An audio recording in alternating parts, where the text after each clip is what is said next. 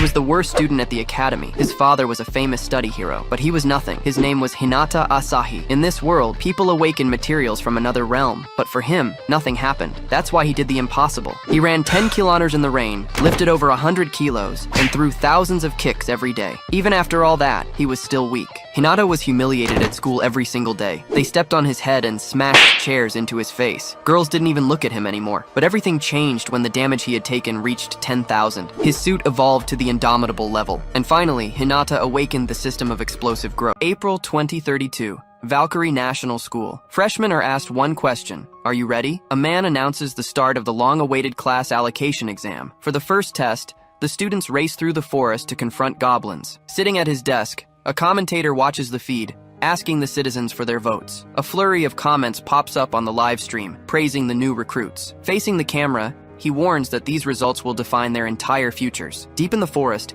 a pack of goblins moves through the trees. Suddenly, a student strikes one with a direct hit. Right after, a female student slices through several goblins with a single sword stroke. Leaping over a monster, another girl readies her spear attack. With massive force, she drives the spear into the ground right in front of a goblin. From their homes, viewers watch the broadcast, voting for the top students. It's explained that in this school, strength guarantees fame and fortune. In the middle of the woods, two students hear a loud noise and go on alert. Revealing the source of the sound, a camera drone speeds over the vegetation. Elsewhere, running desperately through the forest, a student screams as he flees from a monster. Trying to fight back, he gets smashed in the head by the goblin's club. He hits the ground and scrambles to grab a branch for a weapon. With difficulty, he manages to get a firm grip on the piece of wood. But the moment he tries to use it, he immediately starts screaming in pain. A system message flashes. His suit prevents him from equipping weapons. Tossing the branch aside, he turns to face the goblin completely unarmed. Decided, he starts tearing at his own suit with all his might. The next moment, he's lying on the ground, appearing unconscious. Yet, even after taking a beating, he tries to get back up to continue the fight. His face is bruised, but his expression is determined. Suit gone, he grabs the branch and charges at the goblin, screaming. On the broadcast, the audience realizes the suit itself was his relic. Narrating his history, he says his school life began with that very suit. A flashback reveals the time monsters emerged and nearly destroyed the world. Continuing the flashback, he looks out over the ruined city, where humanity awaited its end. Completely paralyzed, he stares at the landscape of destruction before him. Suddenly, a giant dragon emerges from the skies, flying straight toward him. Opening its maw, the creature prepares to fire a breath attack. The dragon unleashes a massive blast of fire right at the boy. Emerging to protect him, two warriors appear, blocking the attack with their relics. It's then explained that relics are the manifestation of a person's soul. He remembers his father, his greatest hero, used a relic to protect everyone. Back in the fight, his father defends himself alongside his comrade. Shouting his name, his father orders the boy to take the girls and run. He tells his son to become strong enough to protect everyone. Desperate, the boy reaches out and screams as he watches his father disappear. Helpless, the boy begins to cry over the loss of his father. Falling to his knees, he continues weeping amidst the city's rubble. At that moment, a hand grabs his arm and starts pulling him away. Being dragged by the girl, he remembers the powerlessness he felt that day. Because of that, he trained tirelessly, running even in the pouring rain. At the gym, he pushed himself as if his life depended on it. To get stronger, he followed his father's words every single day. After half a year at the school, he finally realized a harsh reality. Back in the present, a bully asks if it isn't time for him to give up. Already on the floor, he hears the guy ordering him to go buy food. Without warning, the classmate dumps an entire carton of milk on his head. He concludes that hard work doesn't always lead to good results. Saying he almost forgot, the bully slaps him hard on the back. Then he sticks a paper to his back and threatens him not to take it off. With a dirty face, he clenches his fist tightly in silence. Walking down the hallway, other students mock him and his situation. Suddenly, he stops and looks to the side with a serious expression. At that moment,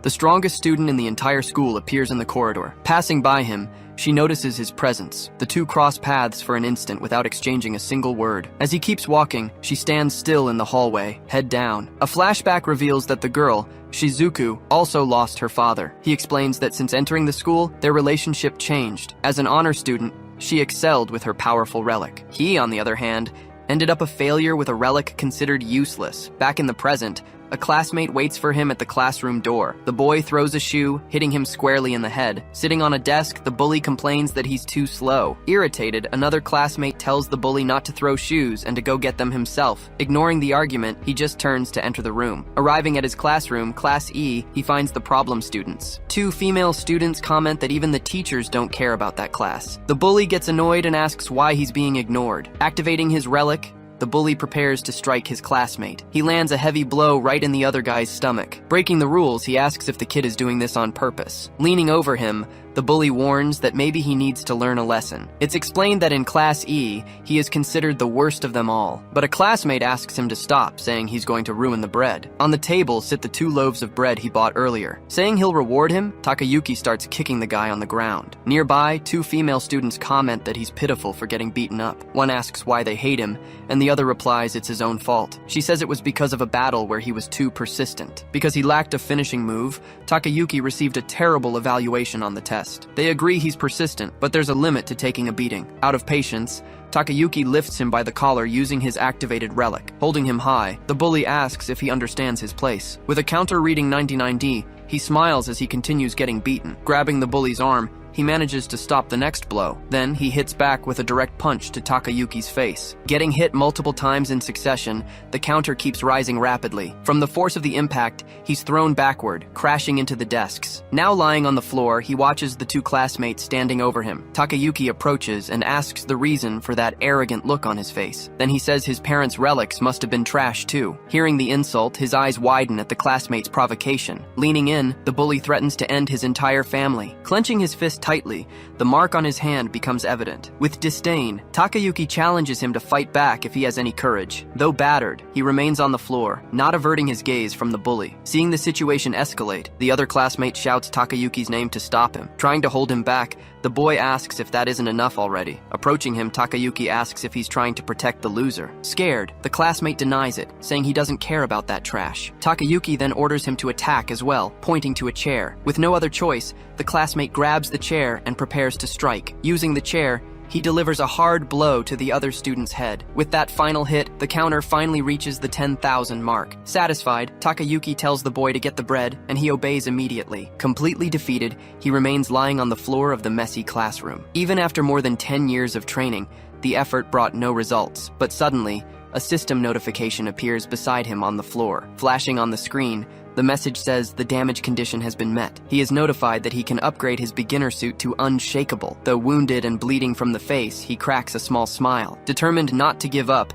he activates his relic and prepares to stand up. Rewinding 6 months, he enters the basement training portal. Haunted by his beating during the exam, he feared expulsion for lack of skill. At Valkyrie Academy, the rules were crystal clear. Taxpayer-funded and ruthless, the school expelled useless students without mercy. He needed that government support. He couldn't get kicked out. He clenches his fist, remembering there's still a chance. Relics can grow. They say the more a sacred relic is used, the stronger it gets. He eyes his own relic, wondering what special ability that suit holds. Shaking off negative thoughts, he opens the massive portal door with determination. He was done living like this. It was time for a change. Sometime later, he's on the ground, battered and drained. As he lies there, a goblin approaches. The situation is critical. Crawling, he realizes he has no chance bare-handed. Struggling to stand, he debates taking off the suit to fight. But no, he needs to figure out how to deal damage with the suit itself. Flashbacks hit him. He yells, trying to use a branch as a weapon. Terrified, the imminent danger finally sinks in. No time to think. He turns to face the charging goblin. The monster swings its club with everything it has, but he manages to catch the weapon with both hands,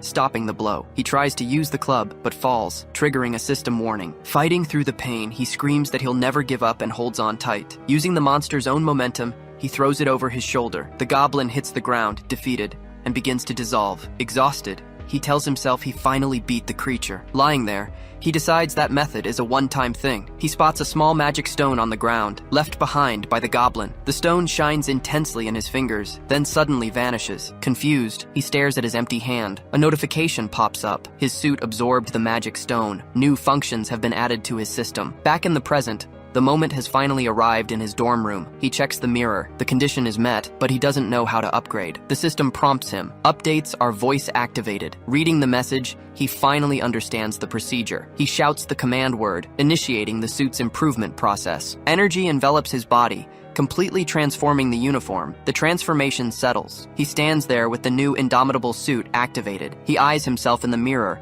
wondering if the performance changed too. Suddenly, a status screen appears, showing his stats for the first time. The description confirms it. The suit offers protection and growth. He checks his watch. The training portal is open. Determined, he clenches his fist. He wants to test the upgraded suit's power. Cut to the portal. A larger goblin appears under the moonlight. Almost instantly, a swift strike cuts through the air toward the monster. With a single blow of her sword, Shizuku slices a goblin in half. After defeating them, she comments that they aren't even worth practicing on anymore. Suddenly, she looks aside, noticing movement in the forest. Walking among the trees, he is spotted by her in his new suit. Moments later, a classmate arrives, calling Shizuku's name. Seeing her expression, the friend asks what's happening. Shizuku turns away. It's nothing. Then her friend remembers him, the guy from the broadcast accident. She suggests he should just quit and become a stage performer. Gauging her reaction, the friend asks if Shizuku is angry about the comment. She says she isn't angry, just tired of being disappointed. Her friend wonders why she dislikes the boy so much, but thinking about it,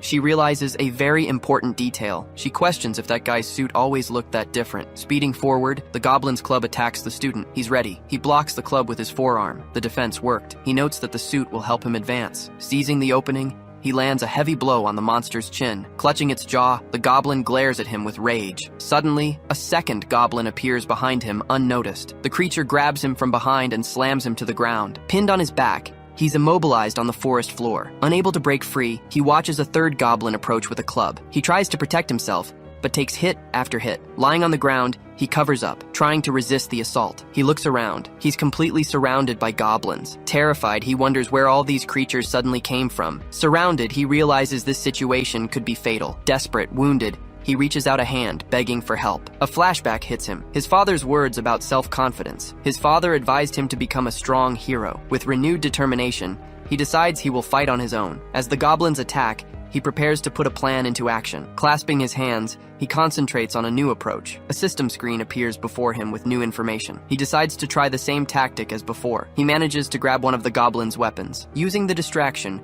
he dives into the middle of the other goblins. His relic begins to shine, indicating an ability has activated. Propelling himself forward, he says it's not a question of power or not. The system informs him he acquired the ability, Vengeance. He says he must do this, and the conditions are met. The description reads that the ability converts damage into power. Seeing the goblins advance, he readies the new ability. No time to think. He's going to use Vengeance. Yelling Vengeance, he activates the ability with a clenched fist. A countdown begins as he charges the monsters. He grabs a goblin and slams it into the ground with full force. He lands among the others who retreat from the impact. Readying another attack, he launches himself at the enemies. A direct hit sends the first goblin flying. Wasting no time, he prepares the next strike. Delivering the final blow, he hits the target squarely. As the timer hits 0, he strikes the ground, creating a massive shockwave. After the attack, he stands still, observing the result. Collapsing from exhaustion, he receives the ability usage notification. He realizes the limitation. The ability only works once. He concludes he can't keep fighting like this forever. Still confused about the relic, he questions its true nature. Then he spots a small stone shining on the forest floor. He approaches and picks up the small fallen magic stone. The stone glows intensely and is completely absorbed by his hand. Right after, a system notification appears right in front of him. Seeing the new functions, he says that now he can keep getting stronger. A week later, a hobgoblin sniffed the air as it stalked through the dark forest. Suddenly, a shadowy figure leapt from the trees, aiming directly for the beast. With a decisive blow, he struck the hobgoblin's head with full force. Giving it no chance to react, the monster crumpled to the ground, utterly defeated. He tended to his wounds, remarking that he had finally managed to take down a hobgoblin. Just then, a system window popped up, indicating a completed objective. Standing over the monster, he surveyed the results of his first real victory. He hefted the club, commenting that he could finally start using weapons in combat. Analyzing the reward, he realized taking down a tough opponent had been worth it. Later, he checked his new status window, noting big changes in the relic. A list of improvements appeared, showing the conditions needed to further strengthen his suit. Reading the screen, he understood that most requirements involved hunting more monsters. Thinking about how to evolve, he wondered what the necessary trigger would be. While resting in the forest, he continued to reflect on what that trigger might be. Remembering the past, he noted that he obtained vengeance before the list even appeared. He then recalled the message about the suit reacting to his indomitable spirit. Lying there, he wondered if the trigger was a matter of mindset. Then, an idea struck him, questioning if the true trigger was an emotion. The scene shifted to a flashback. showing the facade of a modern hospital. Walking down a hallway, the young man headed toward one of the rooms. Lying in bed, the girl saw him and called out with a smile. Getting closer, he asked if he could sit, and she said she felt great. She then showed off her arm, saying she needed to get stronger before being discharged. With a slight smile, he simply said he understood what she was talking about. Then she asked if their mother didn't seem a little better today. Since the incident, their mother hadn't woken from her sleep in 10 years. It was all caused by crystal disease, which came from the poison of certain monsters. His younger sister had also been affected, but she was recovering thanks to their mother. Telling her she might be discharged next year, he left her looking a bit confused. The problem was, as he left, he noticed a man passing in the hallway. His sister then greeted Mr. Ginji, who had just entered the room. Smiling, the man told Hikari that she seemed to be doing very well. Handing her a basket, he said it was a gift for her recovery. Just then, he placed a hand on the young man's shoulder, saying the timing was perfect. Leaning in slightly, he invited him to talk for a moment alone. Now in another room, they stood near some vending machines to talk. While grabbing a can, he asked if it wasn't time for an answer yet. Introduced as Kagura Ginji, he was the master of the powerful Phoenix Guild. Ginji said that to take care of his sister and mother, he was going to need money. Telling him not to hesitate, Ginji asked if he didn't want to find the cure. Angry, the young man clenched his fists because Ginji's demand was the worst possible scenario. It was explained that the disease crystals possessed properties similar to mana. Because of this, rare patients were secretly traded at extremely high prices for research. Understanding the proposal, he refused to hand over his mother to be used as a guinea pig. Unfazed, Ginji asked if his father's inheritance hadn't run out yet. Asking how long he could hold on, Ginji pressured him regarding the hospital expenses. Then he warned that with a weak relic, he would never be able to support his family. Clenching his fist tightly, he insisted that he would still have to refuse. He then declared that he would protect his family in any way he could. It was revealed that this was the last promise he made to his father. He asked Ginji not to mention anything to his sister, and Ginji said he agreed. Walking away, Ginji told him to get in touch if he happened to change his mind. With an irritated look, the guildmaster stared at the young man who stood firm. Determined, he went back to the room to protect his family in his father's place. Seeing him arrive, his sister asked what that earlier conversation was about. Looking at his mother, he decided he needed to get into a good guild. He then affirmed to himself that he needed to get much stronger now. Leaving the hospital, he walked down the street in front of his old school. He checked his phone, realizing the school portal was still open. Decided not to rest, he heard a scream from someone begging to be let go. Seeing a group surrounding a girl, he recognized his own school's uniform. He recognized her as Akane, who yelled that she didn't need their money. Deciding not to get involved, he turned his back and continued walking down the street. Further ahead, the group cornered the girl, warning that the seniors were waiting. One of the guys asked her to stop pretending and asked if she'd never done this before. She tried to explain it was a misunderstanding, but he claimed to have heard it from someone. Smiling, he threatened her, asking if it wouldn't be a problem for this to spread. The group kept saying she should go out with them because a senior liked her. With a somber look, she just clenched her right fist very tightly. Suddenly, she turned and spat directly into the bully's face. Surprised by her attitude, the guy stood frozen with a wet face. Looking him dead in the eye, she told him exactly where he could go without hesitation. Shocked by her behavior, the aggressor trembled with rage at her response. Furious, he grabbed her and yelled for her to stop pretending to be innocent. Pushing him away, she screamed not to be touched and that she never did that. Yelling that it didn't matter, the bully advanced to grab the girl by force, but a hand appeared very quickly, moving toward the aggressor. Interrupting the attack, he held the bully's wrist firmly in midair. Surprised, the girl looked shocked at the scene right in front of her. Protecting the girl, he placed himself in front of her, staring down the group of bullies. Then the aggressor asked who he was, saying the uniform looked familiar. Commenting on him, the girls said he was the weakest of Class E. Smiling, the bully remembered that he caused the accident during the test. Then he told him to leave, warning that they had business with Akane. Without moving, he remained standing in front of the girl, facing the group. Irritated by his attitude, the bully clenched his fists, ready to attack. Then he charged in yelling and unleashed a strike with all his might. Akane warned that they were Class C and that he couldn't beat them. With a quick movement, he blocked the aggressor's blow using only one hand. Immediately following up, he counterattacked with a powerful punch right to the bully's stomach. Hit squarely, the bully was thrown backward by the impact of the blow. After the strike, the aggressor crashed hard onto the ground, totally defeated. Without reacting, the girl just stared at what had just happened right there. Standing over the fallen opponent, he stared down the rest of the group of bullies. Scene change. At the gym's kickboxing club, several students are training together. The coach tells her to yell louder during the drill. Inside the ring, the girl readies herself for combat,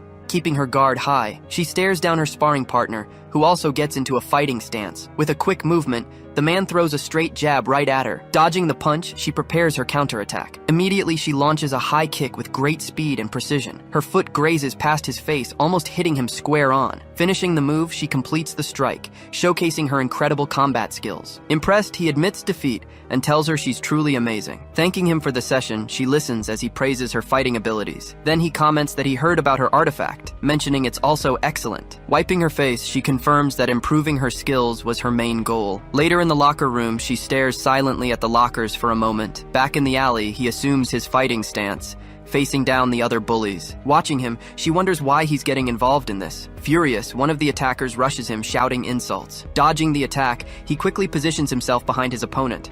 Right after, he slams the bully onto the ground with full force. But the other attacker grabs him from behind, trying to immobilize him. Without much effort, he hurls the guy against a nearby wall. Then he jumps into the air, preparing a flying strike against the last enemy. The blow lands squarely on the bully, finishing the fight. Seeing the scene, the girl is completely shocked by the outcome. With the 3 bullies on the ground, he turns to face the girl. She realizes he only seemed weak because of his artifact. Asking if they want to continue, he stares at the bully getting up from the ground. With no strength left to fight, the attacker falls back down, exhausted. Then he stands up and summons his artifact, refusing to give up. Angrily, the bully fires a powerful attack at his opponent. Standing still, he just watches the approaching attack with total focus. Hit squarely, he takes the full impact of the artifact's blow. The force of the attack throws him backward, sending him flying down the alley. But upon landing, he recovers quickly, landing on his feet. The fallen bully wonders if he somehow missed the shot by an inch. Adjusting his tie, he seems to have suffered no damage from the attack. Meanwhile, some people on the street wonder what's happening over there. Hearing the crowd, one of them suggests calling the police because of the artifact. Shouting at the bully, the girls warn him that he needs to flee fast. Angrily, the attacker glares at the boy before preparing to run. After threatening that he'll pay, the group of bullies flees the scene. Worried, the girl asks if he's okay since he took a direct hit. He just replies that he's fine, as he barely took any damage from it. Saying he's leaving, he turns and starts walking away. But she asks him to wait, asking if he doesn't want to know the reason. He says everyone has things they'd prefer not to discuss with others. Then she asks him to at least tell her why he helped her. Confused, he just stares at her in silence for a brief moment. Then he points to the bouquet she's holding in her hands. Asking if she's going to visit someone, he tells her to get going. Bouquet in hand, she just watches him walk away. She then reveals she thought he was pathetic for always getting beat up without fighting back. Walking away, she remarks that he's actually a decent person. The next day, he walks down the school hallways with other students. Suddenly, a hand appears from behind, tapping his shoulder to get his attention. Smiling, the girl greets him as he turns toward her. Surprised, he just greets her back, not understanding what she wants. Then she says she forgot to thank him and that he saved her. Awkwardly, he replies that something like that did happen to them. Coming from the other room, the bully prepares to shoot his artifact. Hit directly in the head, he is surprised by the artifact's attack. With no chance to defend himself, he falls hard onto the hallway floor. Arriving at the scene, the group leader says he's a little late. Then he ironically thanks him for the previous day, staring down at the boy on the floor. Watching from afar, the girls wonder what he did to anger them. Trying to intervene, she asks them to talk to her, but is ignored. Warning that they were interrupted, he says that at school everything is permitted for them. Sitting on the floor, he comments that they look like Class E losers. Enraged, the bully shouts not to be compared and hits him. He takes the blow directly, but continues to stare determinedly at the aggressor. Reacting quickly, he tries to land a blow on his opponent, but the other bully blocks the strike using his gauntlet artifact. Saying it's useless, he warns the boy that he's no match for him. Suddenly, another bully uses his artifact to trap his leg. Caught by surprise, he is lifted off the ground by the artifact's tail. Saying he's going to torment him, the bully threatens the boy while holding him in the air. But in that instant,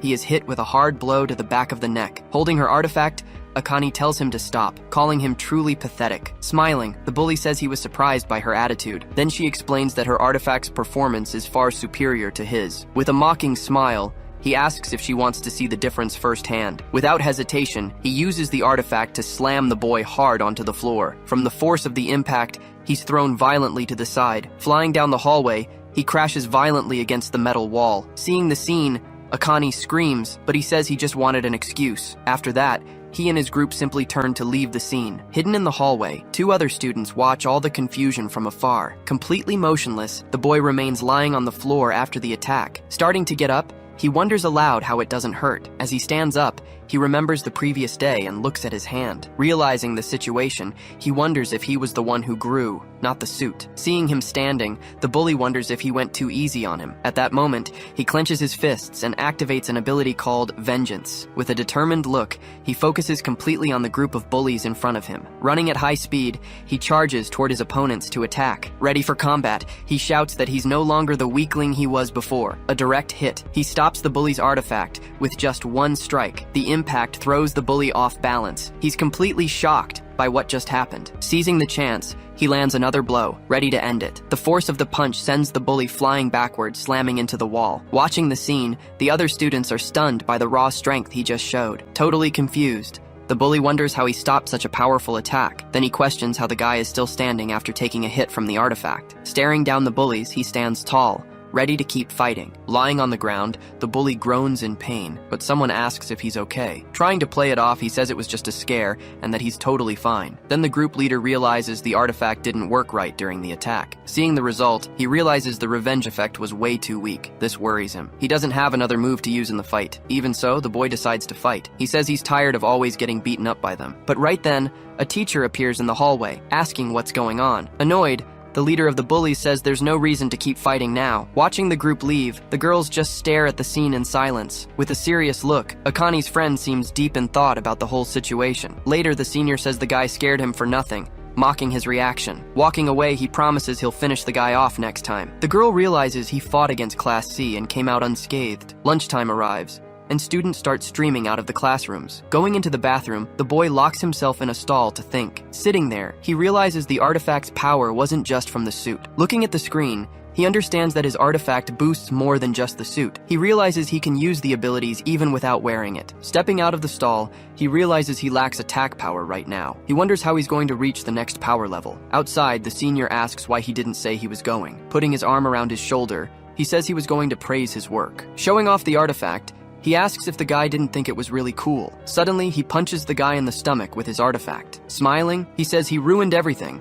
and tells the guy to go buy food. Motionless, the guy just stares at the floor after taking the hit. Watching from afar, the senior's friend notices the punch didn't hurt him. Suspicious, he realizes the guy is definitely hiding something from him. Seeing the guy's look, the senior asks what his problem is. Clenching his fist, the boy prepares to fight, but someone interrupts him. Standing in the hallway, Akane gets the attention of the group of students. Approaching them, she says she needs to talk to the guy, not the senior. Questioning her, the senior reminds her that she also protected him earlier. Smiling, he asks if she wants to protect this guy now too. Irritated, she says it's nothing like that, and she just needs to talk to him. Then she challenges him, asking if he's going to hit her because of it. Angry, the senior just grits his teeth, not knowing what to do. Annoyed, the senior calls his friend and the two leave the area. Elsewhere, she asks if the guy is okay after the fight. Making it clear she's not on his side, she stares at him in the hallway. She then reveals she wanted to apologize because it was her fault. Smiling, he says there's no need since he got involved on his own. The girl stares at him with a slight smile, seeming surprised by his answer. Talking on a balcony, she tells him her father fought on the front lines. With a sad look, she continues her story about the past. She explains that when she was little, he was defeated by a monster. With the family situation getting worse, her mother started dating around. After that, her mother changed completely, getting involved with several men. Leaning on the railing, she says she came to the school to escape. Smiling, she says she'd like to become a great warrior. She tells him the Class C people looked for her, knowing about her situation. Explaining that she refused, she is questioned about why she's telling him everything. She says it would be bad if he misunderstood the situation between them. Smiling, she says she figured he wouldn't go around gossiping. He just watches her with a smile without saying a single word. Later, he comments that the Class C guys have been quiet since earlier. Warning him to stay alert, she says they mess with everyone in the school. Saying goodbye, she asks him to call her by her name, not just you. With a smile on his face, he just watches her walk away. Walking down the hallway, the senior complains they were interrupted at the best part. Clenching his fists, he says they need to put that guy in his place. His friend then suggests calling him to the bathroom so they won't be interrupted. Looking out the window, he sees Kaori with the Class C group. Confused, he remembers they were fighting with Akane earlier. Saying he forgot his wallet, he tells the senior to go on ahead. Not understanding, the senior just watches his friend run away. Hiding, he observes Kaori talking to the leader of the Class C group. Watching, he wonders if Kaori is asking them to leave Akane alone. Irritated, The group leader questions why she can't do what was agreed upon. Angry, she says they're the ones who are going to get scolded by the senior. The bully then complains that Akane keeps refusing to accept the proposal. Surprised, Kaori asks why Akane would refuse to do something like that. From afar, the boy yells, asking if she wasn't the one selling her out. Saying she's in Class E now, he suggests she give up. Smiling, Kaori says she introduced someone who could help her friend. Confused, the bully questions what she's talking about. Saying she's just trying to help, she uses her artifact to influence him. Holding the sphere, she explains that her artifact only makes people obedient. With an evil smile, she asks if he understood what she said. Totally confused, the bully just agrees with everything she's saying. At that point,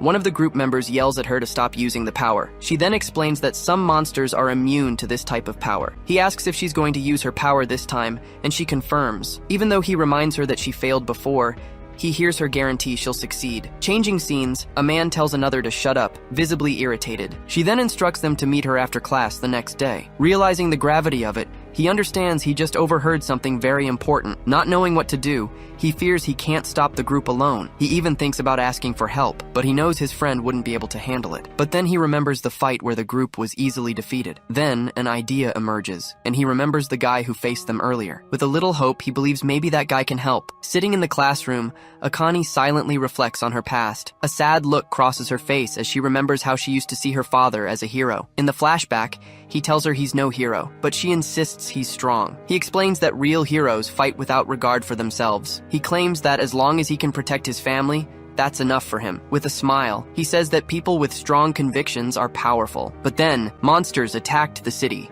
leaving buildings in flames. Gravely injured, her father was rushed to the hospital. In the elevator, her mother hugged her tightly, trying to comfort her. The doctor eventually told them his life wasn't in immediate danger anymore. After that day, she visited her father at the hospital regularly. Looking out the window, she remembers the hard days she spent there. One day, she saw her mother arriving at the hospital room, smoking. Akane asked her to put it out, staring at her mother seriously. Her mother asked if her father hadn't woken up again that day. Trying to protect him, Akane asked her mother to stop yelling at him. Angry, her mother said the hospital bills were too high to ignore. Then she warned Akane that she would have to start working soon. Saying nothing, Akane just watched her mother leave the hospital room. Gripping her skirt, she convinced herself there was a way to cure him. It's revealed the cure comes from the heart of a rare, shining basilisk. Because it's so rare, she'll have to obtain the item herself. To do that, she needs to get into Valkyria Warrior Academy first. Guidebook in hand, she filled herself with determination for her goal. Back in the present, she wonders what the hell she's doing with her life. She remembers almost giving up on everything when she was placed in Class E, but now, she wonders if pushing her limits can make her like him. Just then, Kaori arrives in the room and calls her name. Without Akane noticing, Kaori hides her artifact behind her back as she approaches. With a strange smile, she asks to speak with Akane for a second. Walking down the hall, the guy is watched from afar by the veteran's friend. Hiding, the observer panics. Class is over and he needs to talk, but he hesitates, convincing himself it's none of his business. Suddenly, the guy appears right in front of him, asking if he needs something. Embarrassed, he tries to play it cool, but he's told Takayuki isn't there. Nervous, he realizes this is his only chance to talk to him, but guilt washes over him. How can he ask for help after everything? Speechless, he watches the guy say goodbye and walk away. Standing in the hallway, he still can't manage to say what he really wanted. Looking down, he sees Akane and Kaori leaving the building together. Seeing her expression, he feels like something is wrong with the girl. But again, he convinces himself he has nothing to do with it. Annoyed with himself, he runs after the guy to ask for help. Without looking back, the guy just keeps walking silently down the hall. Scene change. The group gathers in an abandoned warehouse for the meeting. With a woman beside him, the boss questions his subordinates. Fearful, the group leader confirms, but is questioned about potential failures. Saying Kaori is with them, he guarantees there will be no problems. Smiling, the boss comments that they must trust him a lot. Seeing the door open, the group prepares to receive the girls. Bringing Akane in, Kaori says it's an honor to have his trust. Arriving on site, she apologizes to the veteran for her attitude. Questioned about the artifact, she says things didn't go as planned. Introducing Akane, the woman asks if she isn't too young for this. Mocking her, the boss asks if she plans to keep the girl for herself. With a malicious smile, he says he'll have his fun and then pass her around. Calling the moment perfect, Kaori reminds Akane that she needs money. With a sad look, she confirms she needs money for her father. Mocking the situation, the boss says her artifact is scary. Dismissing it, He just stares at the group with a serious look. Then, the boss warns the group that they are being followed by someone. Desperate, the observer realizes he's been discovered and can't face them. Seeing no way out, he thinks about running to escape the danger. But suddenly, Kaori appears in front of him, calling him by name. With her artifact, she says he is weak and poses no danger. Using her power, she convinces him that he wanted to join the group. Smiling, she insists he said it, showing his reflection in the sphere. Unresponsive, he just stares at her with a completely empty, lost look. Under the power's effect, he agrees with everything she's saying. The boss then suggests making him an accomplice to avoid future problems. Obeying orders, Kaori tells him to help take off Akani's clothes. With a camera, he prepares to start recording the whole scene. Unable to move, Akani just watches, having no control over her own body. With his sense of justice, he remembers all the bullies he's faced, but now he finds himself on the side of the villains, powerless to do anything. Touching her, he thinks it's easier not to resist the order. Then, he remembers that person who always got beaten up by the other bullies. The memory returns that he always fought back, no matter the situation. Suddenly, someone appears and lands a powerful blow on the boy's face. The force of the punch throws the boy hard onto the ground. Completely confused, he barely understands what just happened in the warehouse. Holding her artifact, Kaori realizes he was also there the whole time. Akane turns toward him too, seeming to slowly emerge from her trance. In the reflection of her eye, his image appears sharply. Standing against the light, he prepares to face the group of aggressors. With a weak voice, she manages to call his name with difficulty. Then he faces everyone there with a determined look, ready for the fight. Clutching her artifact, Kaori demands to know why he's here right now. Seeing the boy, Akane calls out his name, taken aback. Kaori dismisses him, saying he's just the weakest loser from Class E. The gang leader questions what someone like him is even doing here. Smiling, Kaori asks if he wants to join in on the fun too. He just asks for permission to ask one question first. Staring down Kaori, he asks if she and Akane aren't supposed to be real friends. Then he questions if she knows about her friend's family troubles. Smiling, she says she brought him into this because she knows him so well. Sprawled on the ground, the boy just watches the conversation unfold. Pointing a finger, he shouts that Akane didn't want this, but Kaori used her artifact on her. Annoyed, she realizes the previous hit snapped him back to reality. Looking at the boy, she wonders if the artifact will work on him now. Kneeling on the ground, the boy asks why he even came here. With a serious gaze, he notes that the boy was about to ask for help. Still on the ground, the boy says he would have listened if it had been Takayuki asking. At that, the gang of bullies bursts into laughter at the boy standing before them, mocking him. The leader asks why he's trying to play hero all of a sudden. He grabs his own artifact, warning that this will be the last time. Yelling that there won't be a third chance, the bully fires his attack with full force. Seeing the attack approach, he remains motionless, just staring down the incoming blast. With a swift movement, he simply blocks the attack using only one hand. Upon impact, the attack dissipates, causing him 0 damage. Witnessing the scene, everyone in the warehouse is completely shocked by what just happened. Confused, the bully just stares at his artifact as smoke trails from the tip. He tries to claim it was luck, but the boss calls him an idiot. Confused, Kaori wonders what kind of relic he possesses. Suspicious, the boss says he's definitely hiding something from them. Holding her artifact, Kaori wonders why her power isn't working on him. She uses her power again, but he doesn't seem affected at all. Suddenly, a system window appears, revealing a passive mental resistance ability. Suddenly, the bully with the gauntlet charges, trying to strike him from above. With a jump, he dodges the attack and it slams into the ground with force. Stuck on the ground, the bully realizes his attack pattern was red. Confused, he just asks why the boy is doing all of this. Clenching his fist,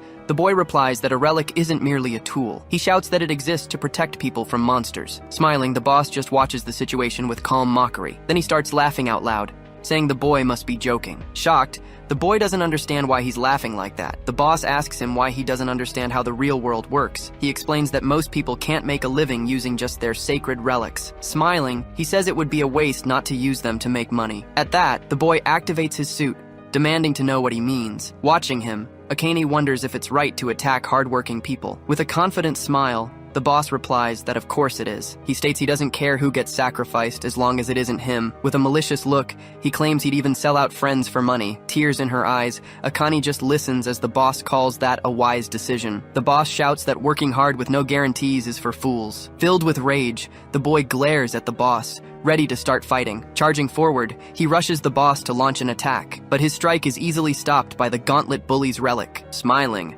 the bully says it's a shame the attack failed. Mocking him, the boss asks if that's all he can do. Then he says he'll explain why the boy is treated like prey. With an evil smile, he states it's simply because he is weak. Furious, he clenches his fist, ready to keep fighting them. He advances, unleashing a flurry of blows against the gauntlet artifact. As he attacks, he remembers everyone who belittled him for being weak. He thinks about how there are many like him and Akane suffering injustice. Filled with rage, he shouts at them not to make him laugh with that excuse. Suddenly, a system window appears, warning that his rage has triggered a reaction. Abruptly, the gauntlet starts to crack, catching the bully by surprise. With a spin, he rips the gauntlet right off his opponent's arm. Without his relic, the bully falls to the ground, completely defenseless and terrified. With a serious look, the protagonist questions if being weak is really so bad. Then he warns that he's going to turn that very statement against all of them. With tears in his eyes, he promises he will become strong enough to finish them off. Suit activated,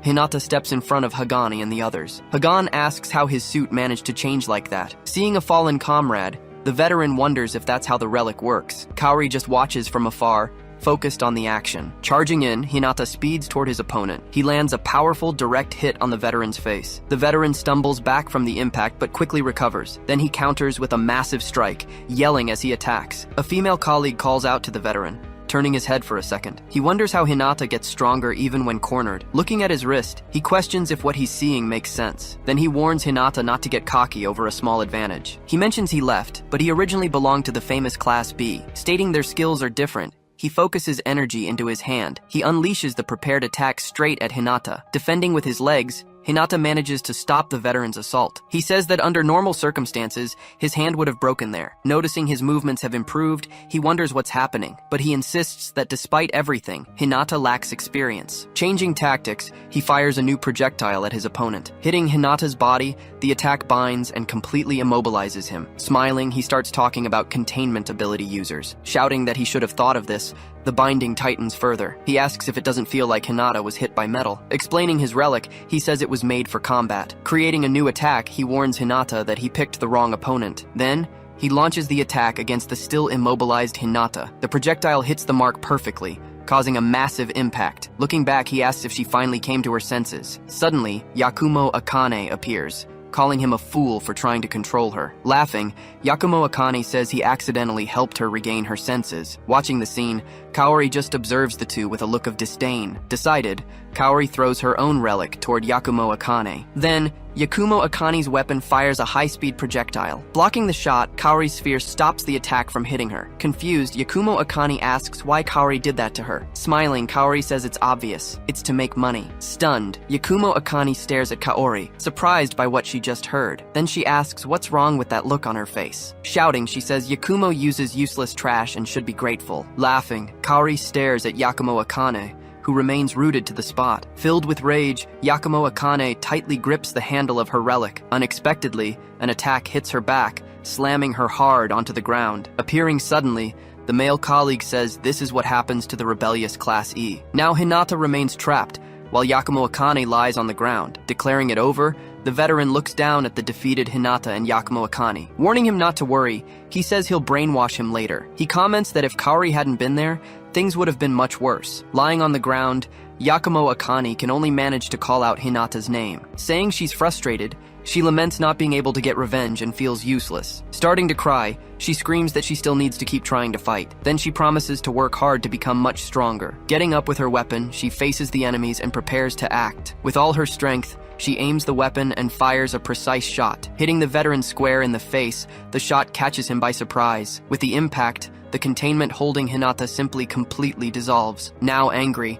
the veteran glares at Yakumo Akane, who hit him by surprise. Smiling, she asks Hinata if she can count on him now. Giving a slight smile, he shows he accepted her request for help. Facing the veteran, he tells her to leave the rest to him. Asking if he's stupid, the veteran says he can trap him again. The binding starts wrapping around Hinata's body once more. He then says, now is time for his great revenge. With a single movement, he manages to break the containment holding him. Surprised, the veteran can only wonder what just happened. Then Hinata says he was listening to him trash talk Class E. Not understanding, the veteran wonders what's happening to his ability. Questioning if that's the best he can do, he lands a direct hit to the temple. Feeling something is wrong, he tries to understand what's happening there. On the ground, his ability stops working, and he doesn't understand why. Suddenly, Hinata appears right in front of his opponent, ready to attack. He warns that he'll show him the power of trash, preparing his fist. Desperate, the veteran screams for Hinata to stop immediately. Without hesitating, Hinata lands a powerful blow right on the veteran's face. With a final blow,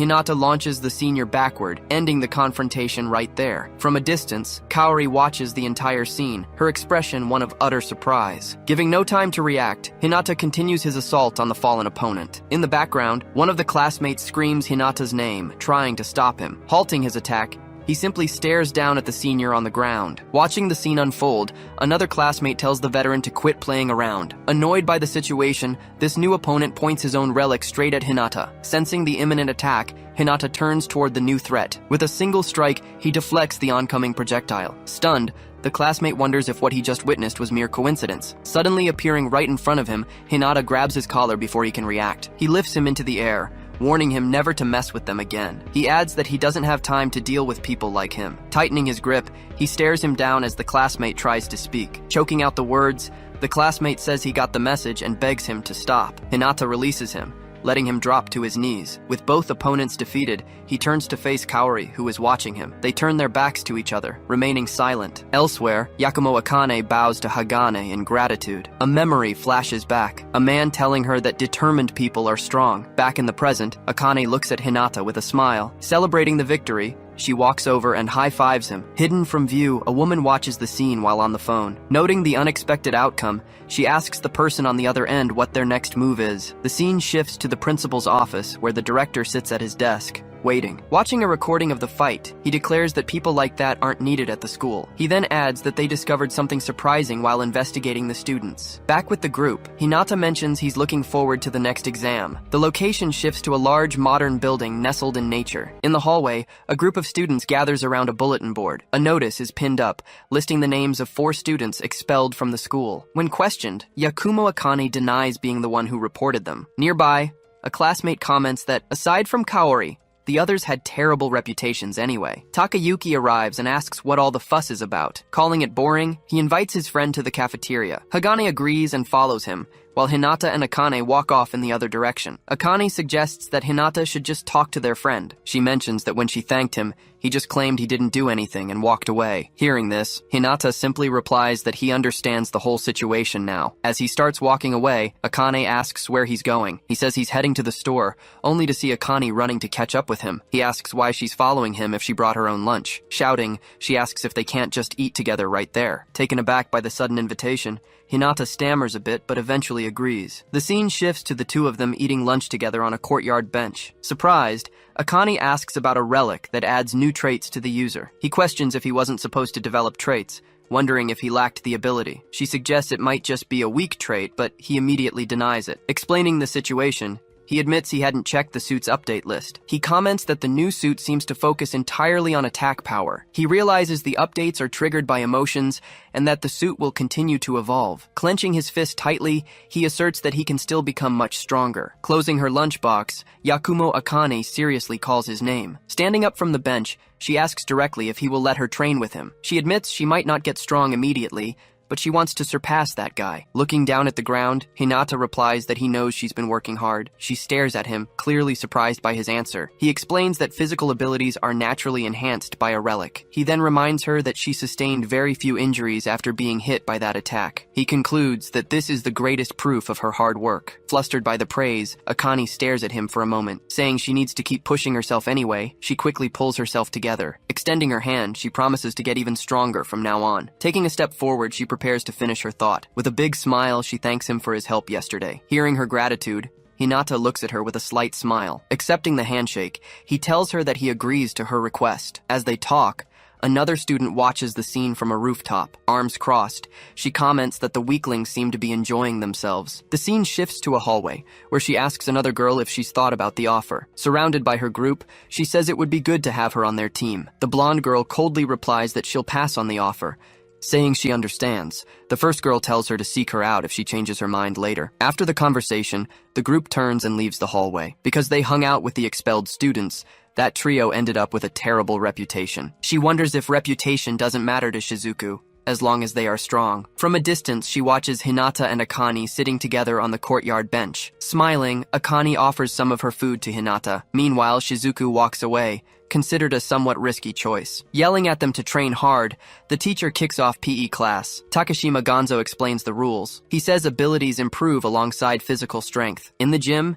He warns Class E that they're falling behind, but they still have a shot. He tells them this is their chance. Time to prove their placement in this class was a mistake. He looks right at Hinata, encouraging him to show what he's truly capable of. Wiping off sweat, Takayuki silently watches the intense training. Back in the classroom, the teacher announces a re-evaluation test is coming up. He warns them, if they turn things around now, escaping Class E will be impossible. He urges them not to give up. He insists that artifact rank isn't everything. He explains that physical skills and judgment will also be evaluated. Dead serious, he states that teamwork is crucial this year. Takayuki asks about this teamwork and how the teams will be divided. Writing on the board, the teacher informs them each team needs 2 to 5 members. Then he tells the students they have to form teams on their own. Having finished his announcement, he silently waits for their reaction. Disgusted, Takayuki shouts that nobody wants to team up with Class E losers. Explaining the goal, the teacher reminds him this school trains warriors for the guilds. He adds that if Takayuki wants to escape this class, he'd better work hard. Angry, Takayuki says everything went wrong the moment he got stuck in Class E. He claims the root of the whole problem is standing right there. Out in the school hallway, students are walking and chatting normally. Yakumo Akane asks Hinata what he plans to do now. He replies that he's going to find members for the test, suggesting they need a solid lineup. Suddenly, Takayuki approaches their table, grabbing their attention. He asks what kind of idiot would team up with the weakest guy here. Akane asks why they came over, but Takayuki just gives a vague answer. Grabbing Hinata's tie, he says he thinks Hinata's been way too cocky lately. He demands that Hinata go buy his lunch, right now. Silent, Hinata just keeps staring at Takayuki, showing no reaction. Then Hinata responds. He tells him to go get his own lunch. Demanding to know what he just said, Takayuki glares at him furiously. He turns to Akane and asks if she's really going to join this loser. Hinata just watches the argument, remaining silent for a moment. She tells him Hinata is better than him, and that Takayuki doesn't know how to work. Irritated again, Takayuki asks what she just said to him. Putting Hagane on the spot, she asks if he doesn't think so too. Takayuki turns and glares at Hagane, waiting for an answer. Grabbing his classmate, he asks if he really thinks that way. Terrified, Hagane can only stutter an incomplete response. Denying it quickly, he yells that there's no way that's true. Trying to save his own skin, he announces he's joining Takayuki's team. Takayuki turns to the others and repeats what Hagane just said. Decision made, Takayuki stares down his new teammate. Akane closes her lunchbox. She suggests the two of them discuss the test alone. She calls for Hinata to go somewhere else, getting up from the table. He comments that it looks like they can't take Hagane with them anymore. Akane says it would be great if someone else joined the team. Suddenly, a voice asks if she would do for their team. Surprised, Akane replies, "Of course," noting her confidence. The new girl suggests they surprise everyone at the next evaluation test. Agreeing with the plan, Hinata turns away with a slight smile. From a distance, Kaori watches Hinata confirm that the plan is set. With the new team finally formed, he looks at his newest ally. Turning toward the hallway, she also seems satisfied with the new arrangement. Walking away, Hinata feels that the atmosphere is totally different now. Watching him leave, Kaori seems to think he might be interesting. Back in the classroom, a shout of anger echoes through the empty space. Takayuki kicks a desk and yells, while Hagane begs him to calm down. After his fit of rage, he takes a deep breath for a moment. Turning around, he calls Hagane's name in a serious tone. Questioning his teammate, Hagane asks about the serious accidents in past tests. Smirking,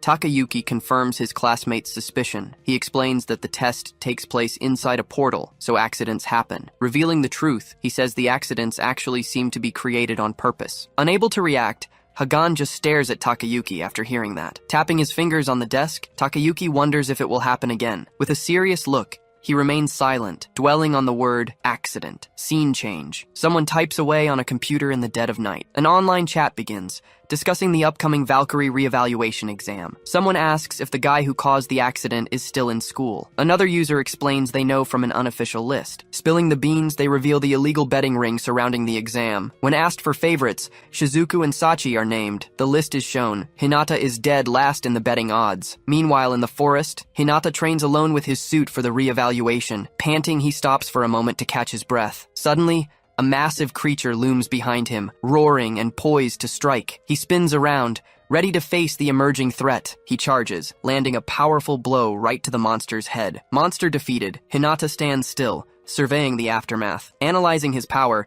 he notes it went exactly as expected. He concludes that just by using the new suit, he is already stronger. Checking the data, he sees the suit is a massive energy hog, draining his stamina. The screen confirms the penalty. Constant stamina drain. Understanding he needs to get stronger, he deactivates the Fury suit for now. Deciding to use his other suit, he is surprised by Yakumo Akane's arrival. Seeing he already defeated the monster, she explains her class ran late. She comments it's weird needing to study, but he reminds her they are students. She asks if he's ever taken remedial classes. He shakes his head no. When asked why, he throws the question back at her. He averts his gaze to the ground, silent for a moment. A brief flashback shows him studying with a girl in the library. Explaining his routine, he says he studies a little before sleeping. Excited to train, she summons her relic and gets ready. He reminds her that the reevaluation exam is getting closer. Looking over his shoulder, he notices strange movement in the forest. His expression shifts. He's on high alert. Acting fast, he shoves Akane aside out of harm's way. He scoops her up and jumps just as an attack blasts the ground where they stood. Landing safely,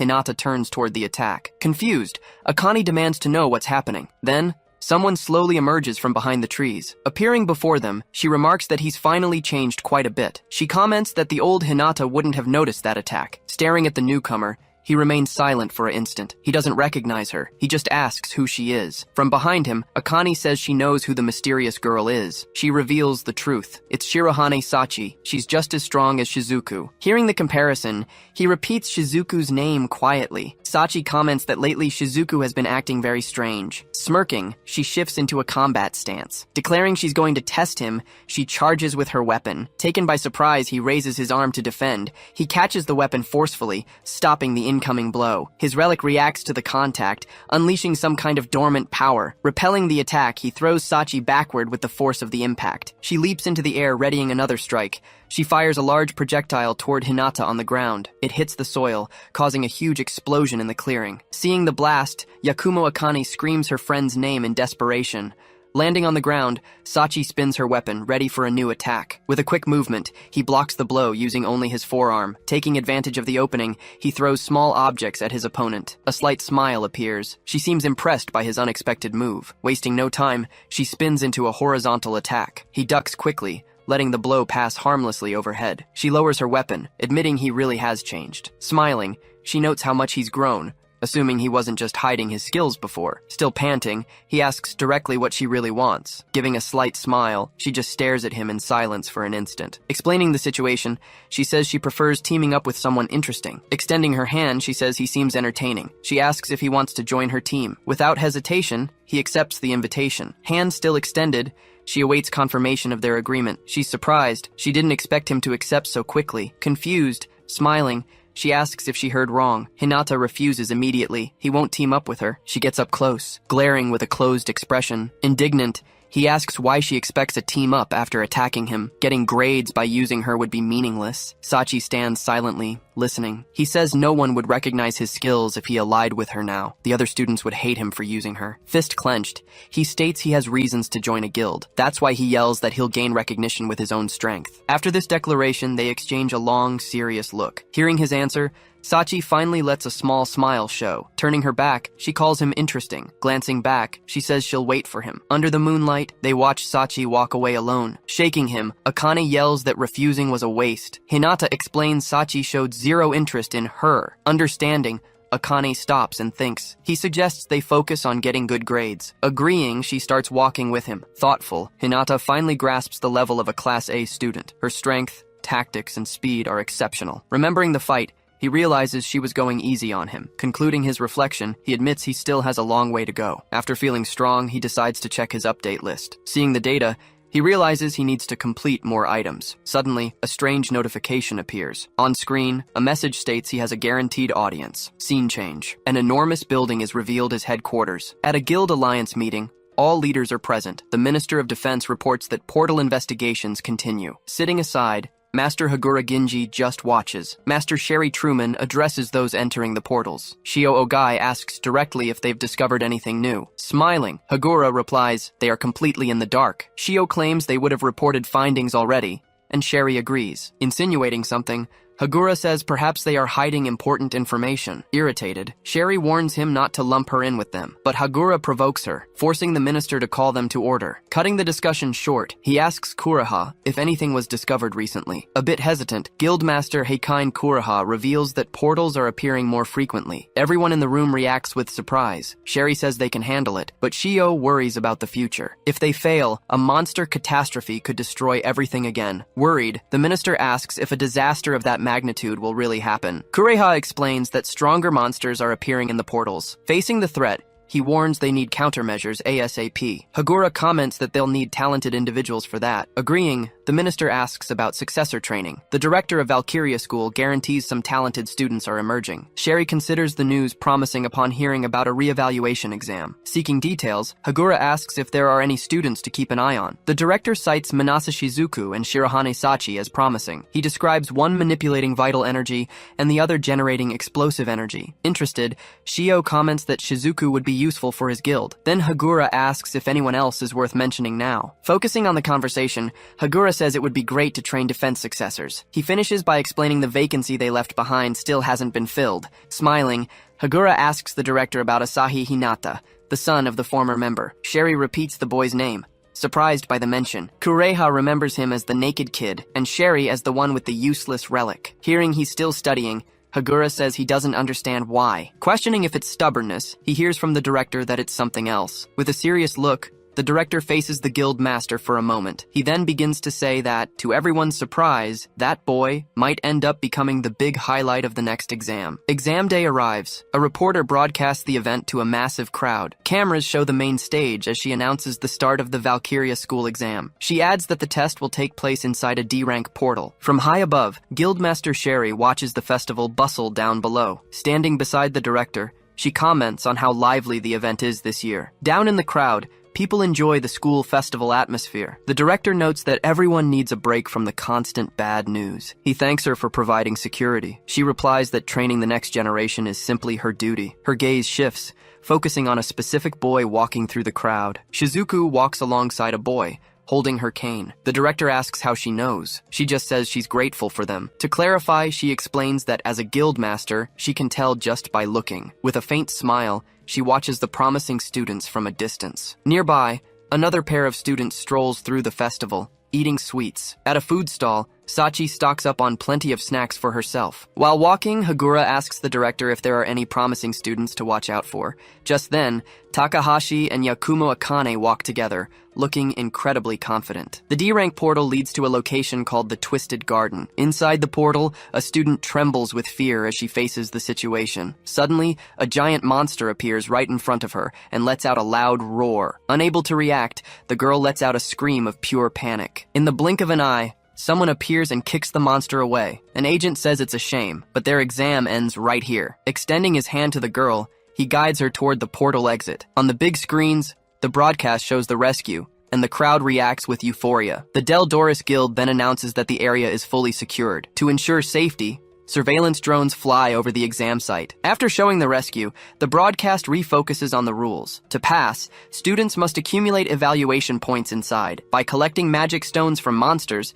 students earn their first exam points. Additionally, items like ores or plants also grant evaluation points. Since teamwork is a criterion, students need to fight together. Seeing a friend in danger, an archer prepares to fire at the monster. Working together, the duo defeats the enemy and appears on the big screens. With a 60-minute time limit, the reporter asks who will stand out. In the crowd, the camera focuses on Takahashi and Akane waiting. She tells him that the atmosphere of the event is pretty unpleasant. According to her, the students take it seriously, while the public treats it like a show. Turning to him, she asks if he isn't irritated by the situation. He simply replies that he can't get irritated by it all. Then Takayuki approaches and says he's the center of attention. Confused, Takahashi asks what he means by center of attention. Takayuki then asks if he doesn't know the exam is blowing up online. Pointing at him, Takayuki says that the cosplayer is the trending topic right now. Provoking him, Takayuki asks if he's going to put on some kind of show. With a serious look, Takahashi stares at his rival, showing no reaction. He then asks if Takayuki came all the way over just to say that. Putting a hand on his shoulder,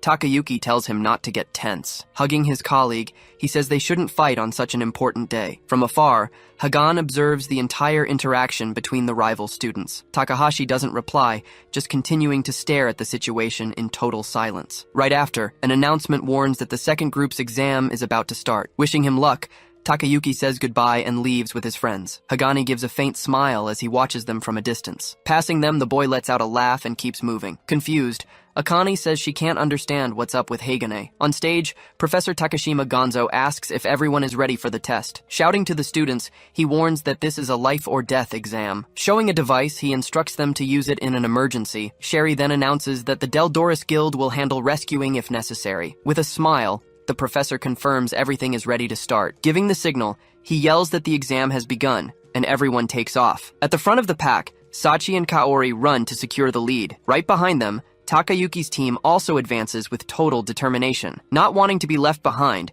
Hinata also starts running at high speed. Running with Akane, he stays focused on the path ahead. She continues advancing, never averting her gaze from her main objective. Suddenly, he stops, realizing something huge is approaching. Right in front of them, a giant monster appears and blocks the path. The creature lets out a roar that echoes through the entire area. The monster clenches its fist, preparing for a direct attack. With a single movement, it smashes the ground with force, kicking up dust. Amidst the smoke, the creature glares at the two of them menacingly. But an unexpected blow hits the monster squarely, knocking it far away. Thrown backward, the giant's body flies several meters. Revealing his new suit, Hinata appears ready for the upcoming battle. Cutting to the office, Kagura Ginji watches the fight on his tablet. Looking bored, he keeps tracking the event from afar. Suddenly, something on screen catches his eye, surprising him greatly. As the scene hits the big screen, the audience reacts with astonishment at seeing Hinata. Pointing at the screen, students comment on what's happening. They recognize the Class E student causing all that commotion. Seeing the situation,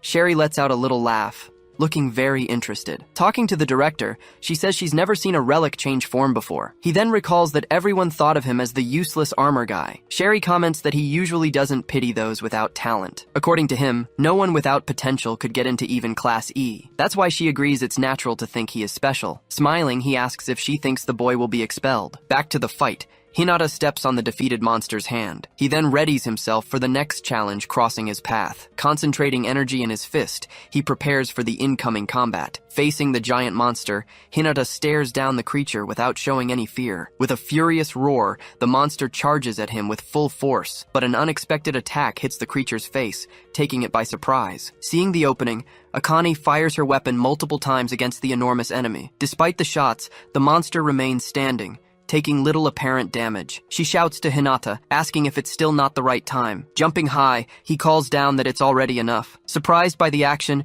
the monster looks up and sees the boy. Using his fist of fury, he comes down hard right on top of the creature. After the final blow, the monster disappears, and Hinata lands on the ground. A magic stone appears where the enemy was, and he approaches to grab it. Before the suit changes, he realizes he needs to grab the item quickly. Saying he needs to use his other hand, he finally picks up the magic stone. Then he tosses the item to Akane, thanking her for the great assistance in the fight. Praising the boy, she says his hit was also very good. With a slight smile on his face, he looks at her after the battle. Hidden among the trees, Takayuki watches the duo with an irritated expression. Celebrating the victory, she says the training is finally paying off. He then remembers how his Fist of Fury technique works. This ability can release all accumulated power at once. Having come this far, he knows he can't use the suit all the time. Suddenly, she yells a warning that a monster is coming from behind. The creature advances at high speed to attack with its stinger. But Akane defeats the insect, letting him know she handled the problem there. Looking at him, she asks with a smile if she isn't really good. He agrees, realizing how she can cover all his weaknesses now. After training hard, her power and shooting rhythm have increased. Above all, another ability of hers seems to have improved significantly. Pointing ahead, she warns about enemies coming from that direction. Running toward them, a group of 3 hobgoblins suddenly appears. Yelling that there are 3 monsters, Akane warns him, and he acknowledges the message. Darting forward, Hinata advances alone against the group of enemies there. Meanwhile, Akane shoots at the monsters trying to attack his back. With the shots, she takes down the 2 hobgoblins in the rear. Seeing only one left, The monster charges at Hinata with a club. He stops the attack, catching the monster's weapon with his fist. With a single strike, he punches right through the creature's face. Launching the hobgoblin away, he finishes the fight at once. After the battle, he finds the magic stone the monster left behind. Picking up the item, he says he'll be able to pass the test easily now. Celebrating the victory, Akane shouts that they did it again and makes a sign. Fist clenched, he realizes that at this pace, they will achieve their goal. He adds that the school will have to re-evaluate both of them. Changing scenes, Takayuki observes his group of friends, totally exhausted and standing still. Worried, Hagani approaches Takayuki and asks about the result. Leaning against the tree, Takayuki shows complete frustration with what happened. With a hateful expression, he grinds his teeth in pure rage. Then he screams out loud and hits the tree with a powerful blow. As he keeps punching, his friends ask him to try and calm down. Indignant, he wonders how that trash managed to defeat a monster like that. Questioning if it was because of Akane, he realizes that wasn't it. He screams again, taking out all his enormous frustration on the tree. Furious, he realizes his rival was just going easy on him. After taking a deep breath, he announces a change of plans. He turns to Hagan, saying they will follow the original plan. Grabbing the boy, Takayuki lifts him by the collar with great force. Threateningly, he repeats the order and forces the boy to agree. He then pushes his teammate, who falls to the ground, frightened. Silently, Hagan holds the device, not knowing exactly what to do now. Squinting his eyes, Hagan prepares to follow Takayuki's orders. Inside the device, two different liquids begin to mix slowly. Following the order, he aims the item while the others watch their leader. With a serious look, he reveals that he planned to make them give up with the ogre. Smiling, he warns that he has no other choice but to act. Summoning the creature, he says he's sending the portal chief now. In a flashback, he remembers always admiring heroes since he was a kid. Back then, he'd watch news about the guilds with so much excitement. That's why he dreamed that one day, he'd be fighting right alongside them. But he says that big dream ended up falling apart real fast. It all happened because of the relic he received, the Steel Factor. His only ability was extracting essence from beings to create potions. With no offensive power, he couldn't do a thing against monsters on his own. Because of that, his relic was ranked as E-class. As a result, he ended up in the worst class in the entire school. To move up a class, he needed a partner with attack power, so he used that excuse to try and get close to Takayuki in class. Even feeling guilty, he watched his classmate mistreat other students, but at the same time, he just observed the situation from far away. He remembers that deep down, he felt relieved not to be the target. That's why he ended up joining the group, to keep himself protected from him. Remembering the past, he realizes there are beings worse than himself. But with a determined look, he decides he's going to change that situation. Watching Hinata on the big screen, Hagane notices the boy has gotten much stronger. He even made those who despised him kneel before him. While he was degrading himself, Hinata kept striving to improve every single day. With a clenched fist, he feels anger seeing Hinata's success. Totally confused, he doesn't know how to react to that impactful scene. Then he remembers when Takayuki poured the crafted potion onto his hand. With an evil smile, Takayuki prepares to use it against someone. Then, he approaches and puts his hand on Takahashi's shoulder there. Even knowing he shouldn't, he ends up doing what Takayuki always orders. Using a special glove, he extends his hand toward a drone. Right near him, the surveillance drone keeps hovering over the exam area. Then, Takayuki orders everyone to get ready, because they are about to act. Leaving the rest to him, Takayuki steps away and watches from afar. Telling him to aim well, Takayuki orders him to hit the dungeon boss. With that, Hagane fires the projectile with the device on his left hand. The shot flies at high speed toward the creature's neck. Hitting dead on, the potion's substance spreads over its body. Roaring in fury, the monster reacts immediately to the attack it just suffered. Takayuki then praises the boy, saying the potion works pretty fast. Smiling, he reveals the item's name is Berserk Pheromone. He explains that the struck monster will attack the target marked by the potion. Surprised, Takayuki comments that he didn't expect it to work on the dungeon boss. He then scolds him for being too talkative for someone who shot the arrow. Not knowing what to say,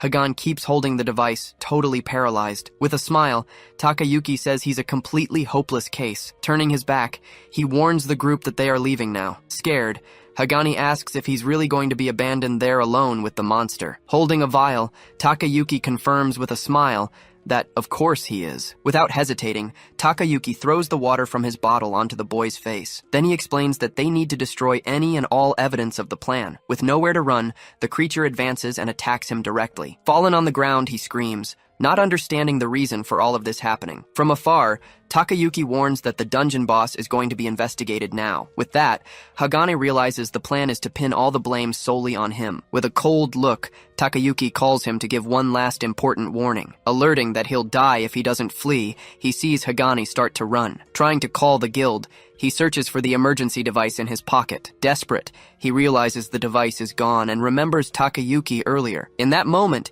he understands everything was planned from the start by his classmate. Running for his life, he has no time to mask the scent of the potion. He grabs one last vial in his pocket, thinking about using it there. Laughing at himself, he keeps running while accepting his final fate. Seeing the monster's paw coming down, he says he's a lost cause. After defeating the monsters, another magic stone is left behind. Holding the item, Hinata comments that he's already managed to gather a good amount. Celebrating, Akane says that at this pace, she'll be able to reach D class. He then agrees with his partner, clenching his fist with a smile. Standing in the forest, they feel a strange movement right after. Suddenly, a liquid hits Hinata full on, taking both by surprise. Worried, she runs over and asks if he's okay after what happened. Looking at the substance, he wonders what that liquid is. Then, Hagane falls from the sky, and Akane yells his name, scared. Fallen on the ground, he warns that Hinata won't be attacked anymore for now. Seeing the situation, Akane yells for Hinata not to get close no matter what. Kneeling in front of the monster, Hagan says he's going to stop the creature right there. Without hesitating, Hinata runs at high speed toward the imminent danger. Arriving just in time, he intercepts the attack and saves Hagan from the creature. Holding the monster's paw, he stares down the creature with great determination. Thrown backward, he falls to the ground from the impact of the blow. Kneeling beside him, Hinata asks if Hagan is still alive. Asking why he did that, he hears that nothing is decided yet. Standing tall, Hinata says he doesn't know how to give up on a fight. Watching on the big screen, the crowd wonders if it's too dangerous. Sherry orders an immediate rescue. She warns them it's a C2 rank monster. The director states with certainty, this was deliberate sabotage. She explains that portal bosses usually never leave the core area. If the core were destroyed, the entire portal would collapse. Hand over his face, he admits it's the first time he's seen anything like this. He reflects that the culprit was likely manipulated by someone else too. Out of options, he wonders if their only hope lies with Hinata now. Ignoring everything, the creature lets out a deafening roar right at Hinata. From a distance, Akane watches, looking absolutely terrified. Screaming wildly, she warns that it's far too dangerous for Hinata. Facing the pair, the monster roars again and prepares to strike. Hinata shoves Hagan's head down to shield him. Then he throws Hagan aside, getting him out of the monster's path. Yelling at the creature to stay back, he steps in front to protect Hagan. Lying on the ground, Hagan watches the fight about to begin. Still reeling, Hinata realizes the impact of the last attack hasn't faded. Facing the beast, he understands the massive power gap. Even so, he charges his fist with energy to keep fighting. He rushes the monster with everything he has. Dodging a massive paw, he slides underneath and preps a counterattack. Fist charged, he screams as he readies his strongest strike. He lands a direct hit, forcing the monster back with the impact. But the creature seems completely unharmed by his blow. Smiling, the monster stares at the boy, showing it isn't hurt. Wasting no time, the creature's tail whips forward in a sudden attack. It connects, sending him stumbling back several meters. Before he can react, one of the creature's teeth fires like a projectile. Crying out in pain, Akane watches him get slammed against a tree. Running to him, she desperately asks if he's okay. Surprised by the attack, he freezes for a moment. Yelling at her to stay back, he pushes her out of danger. The creature hits him with a tail swipe, throwing him far. Launched by the powerful blow, his body flies uncontrollably through the air. He finally hits the ground and rolls for several meters. Badly hurt, he trembles, struggling to stand up. Confused, Hagan asks why he keeps trying to get up. In total shock, he can't believe what he just saw. Screaming in desperation, Akane warns them to run. They can't win. Battered and bruised, he finally understands they can't win this fight. He says that if he uses vengeance, maybe he can deal some damage, but he doubts he can defeat the monster alone like this. Standing up, Hagan screams for Hinata to stop immediately. Claiming it's his fault, he begs them to leave him and run. Not understanding his attitude, Akane just stares at him, frozen. Yelling, he draws the monster's attention and tells it to attack. The creature charges, attacking at high speed with its paws. Using momentum, Hinata jumps over the attacking monster. Landing, he uses the creature's head to push off again. He strikes the monster right in the eye. The creature glares at him, seeming to feel a little pain from the blow. Without hesitating, it grabs him with its mouth, trapping his entire body. Once it has him, it slams him onto the ground with full force. Down on the ground, Hagan screams, asking why he didn't run like he was told. Getting up, Hinata declares he won't run from this fight no matter what. Confused, Hagan asks why he won't just flee right now. He explains that the person he respected would never give up. Even with his life in danger, He never pretended not to see people in need. That's why Hinata says if he runs now, he won't be able to face himself. Turning to the monster, he says he wouldn't be able to face him again. Moved by those words, Hagane just watches his teammate's stance. Believing rescue is coming, he gets hit by the monster's tail. He realizes he just needs to hold on until help finally arrives. Unable to react, the creature's tail comes crashing down on him. Watching it all, Akane becomes totally desperate at the scene before her. Screaming his name, she sees the monster's tail crush the ground. Hidden away, Takayuki watches the creature turn and silently leave. With a sinister smile, he seems to celebrate the result of his plan. Soon after, the screen reveals a permission granted as a reward for the death condition. Suddenly, his mind is pulled into an unknown realm. He's floating alone in what looks like infinite sky. A voice speaks up, noting that he finally made it. A girl smiles, saying she thought it would take him longer. She reveals herself sitting on a throne, claiming she was waiting for her master. Confused, he asks where he is and who she is. He remembers the battle and asks how he got here when he was just in a portal. She appears right next to him. She tells him he's dead, or close to it. She explains that the only reason he's alive is because she summoned him. Shocked, he falls silent, trying to process the revelation. She tells him not to be so grumpy about it. She explains that this is a mental world she controls. Smiling, she calls it her domain. She points to his chest, revealing that this world is inside his suit. Surprised, he asks if this is inside the sacred relic. She creates a sphere with her hands to show him something. It shows his real body about to be hit in the outside world. She warns him that if he goes back fast, he might dodge it. He asks if this means she helped him escape. Smiling, he apologizes for doubting her and pats her head. She swats away his hand, warning him it's too soon to relax. She starts walking, saying she needs to tell him something important. She turns and warns him, if things keep going like this, he will die. He hears the warning in silence, gulping nervously. She explains she can only help this one time because she lacks strength. Offering a little aid, she beckons him closer. Without warning, she jams 2 fingers straight into his eyes. As he screams, she explains she just made a small adjustment to his eyes. She yells over his screams, insisting the opponent wasn't impossible to beat. Lying on the ground, he hears her criticize his fighting style as too rigid. She tells him he needs to clearly observe his opponent first. Still on the floor, he asks who she is and why she's inside the relic. She just smiles and watches him silently for a moment. Finally, she answers, she's just a nameless traitor. Confused, he asks what it means to be a traitor here. The world begins to crumble around them. She warns him their time is up. He tries to reach her, yelling for her to wait. He still has so many questions, but she says if he wants to know more, he needs to get stronger first. She looks right at him and asks if he isn't curious about the truth. She questions why weapons like the sacred relics were handed out, and she asks who was truly responsible for bringing war to the world. As he's pulled back to reality, he asks what she's talking about. Looking up, he tries once more to ask who was responsible. Saying goodbye, she tells him they'll meet again, addressing him as Asahi Hinata. Back in reality, he snaps his eyes open, completely shocked by the revelation. Seeing the massive explosion, Yakumo screams Hinata's name in utter despair. Lying on the ground, she just can't believe what just happened. Amidst the dust, something moves with impressive speed. Suddenly, she looks up, her face filled with total surprise. Leaping from the smoke, Hinata appears on his feet, much to his friend's relief. He executes a backflip in midair, repositioning himself for combat. Landing, he prepares to face the 2-headed creature. Yakumo warns that it was too close and suggests they flee, but he just says no, never taking his eyes off the monster. Staring down the creature, he gets into a stance to finally fight seriously. The creature charges, both heads ready to attack. Dodging the blow, he slips under the ferocious creature's massive claws. The monster looks confused after missing its target. It looks down to see Hinata manage to slide between its legs. In an instant, he delivers 2 quick slashes from beneath the enemy. Yakumo doesn't understand what's happening with his movements. She's impressed by the way he's dodging the attacks. He anticipates the attack from the right, dodging with incredible precision. Predicting the blow from the left, he states he can see everything clearly now. He explains he sees not just the movement, but the monster's intent. Even though it's terrifying, he readies himself to continue the fight without hesitation. Thanks to this new sight, he claims he can see the opponent perfectly. Suddenly,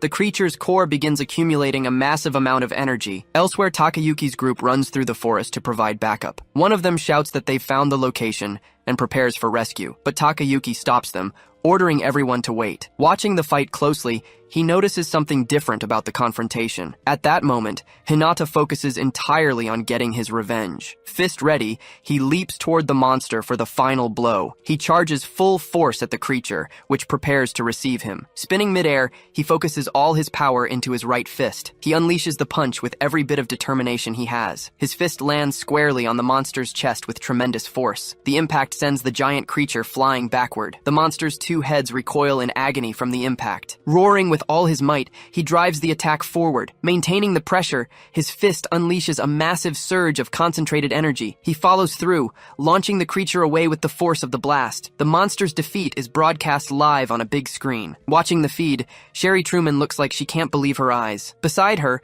the school principal just gives a very satisfied smile. Shocked, people online begin questioning if it was even real. In his room, a viewer comments that nobody expected this outcome. Watching on their phones, two female students mention how incredible it was. Comments start rolling in, saying he beat the boss and that they should have placed bets. Over at the hospital, Hikari watches intently on her tablet. She smiles with huge relief at the final result. In the crowd, someone asks if that guy is really from Class E. Another student confirms it, saying it looks like he is. Nearby, Shizuku and another student just watch everyone's reaction. The student looks up, seeming to calmly analyze the situation. Remembering past events, he comments that those guys got what they deserved. With a grin, he remarks that things are getting more and more interesting. Back in the forest, the defeated creature begins to vanish right before their eyes. Disengaging his suit, Hinata falls to his knees, completely exhausted from the fight. Worried, Yakumo runs over, asking if he's okay as she helps him. Together with Hagane, she supports him so he can stand up. Hiding nearby, Takayuki asks just what happened in that fight. Explaining the scene,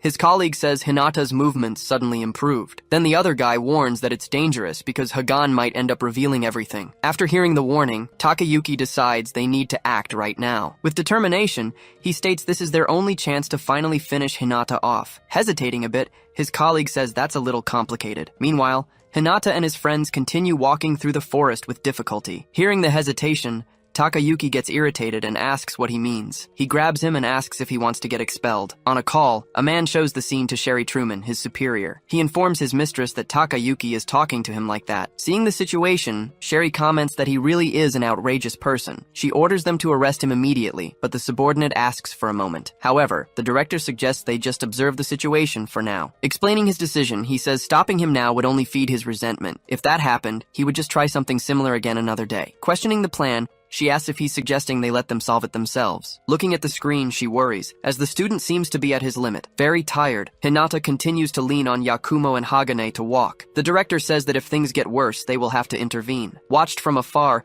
a drone films the group's entire movement through the forest. Then Takayuki convinces his colleague to finally join him in the attack. Without hesitation, the two run together toward Hinata and his friends. With his relic already activated, he advances with a smile full of determination. Noticing their approach, Hinata steps in front to protect his two friends. Shouting Hinata's name, he jumps with his fist ready to strike. With a yell, he unleashes a powerful blow right into the middle of the group. After the attack, he stares into the dust with a satisfied smile on his face, but his expression changes completely when he realizes something went very wrong. Holding the attack, Hinata warns that the skill gap between them is vast. Feeling the pain, Takayuki reacts with anger at having his attack blocked. Seeing his relic being crushed, he screams furiously, unable to break free. Even taking the hit, he manages to retaliate with a right hook. Without retreating, Hinata blocks his strike using his left arm again. Holding his fist firmly, he prepares for a counterattack. Then he lands a powerful blow right on his rival's chin. From the force of the impact,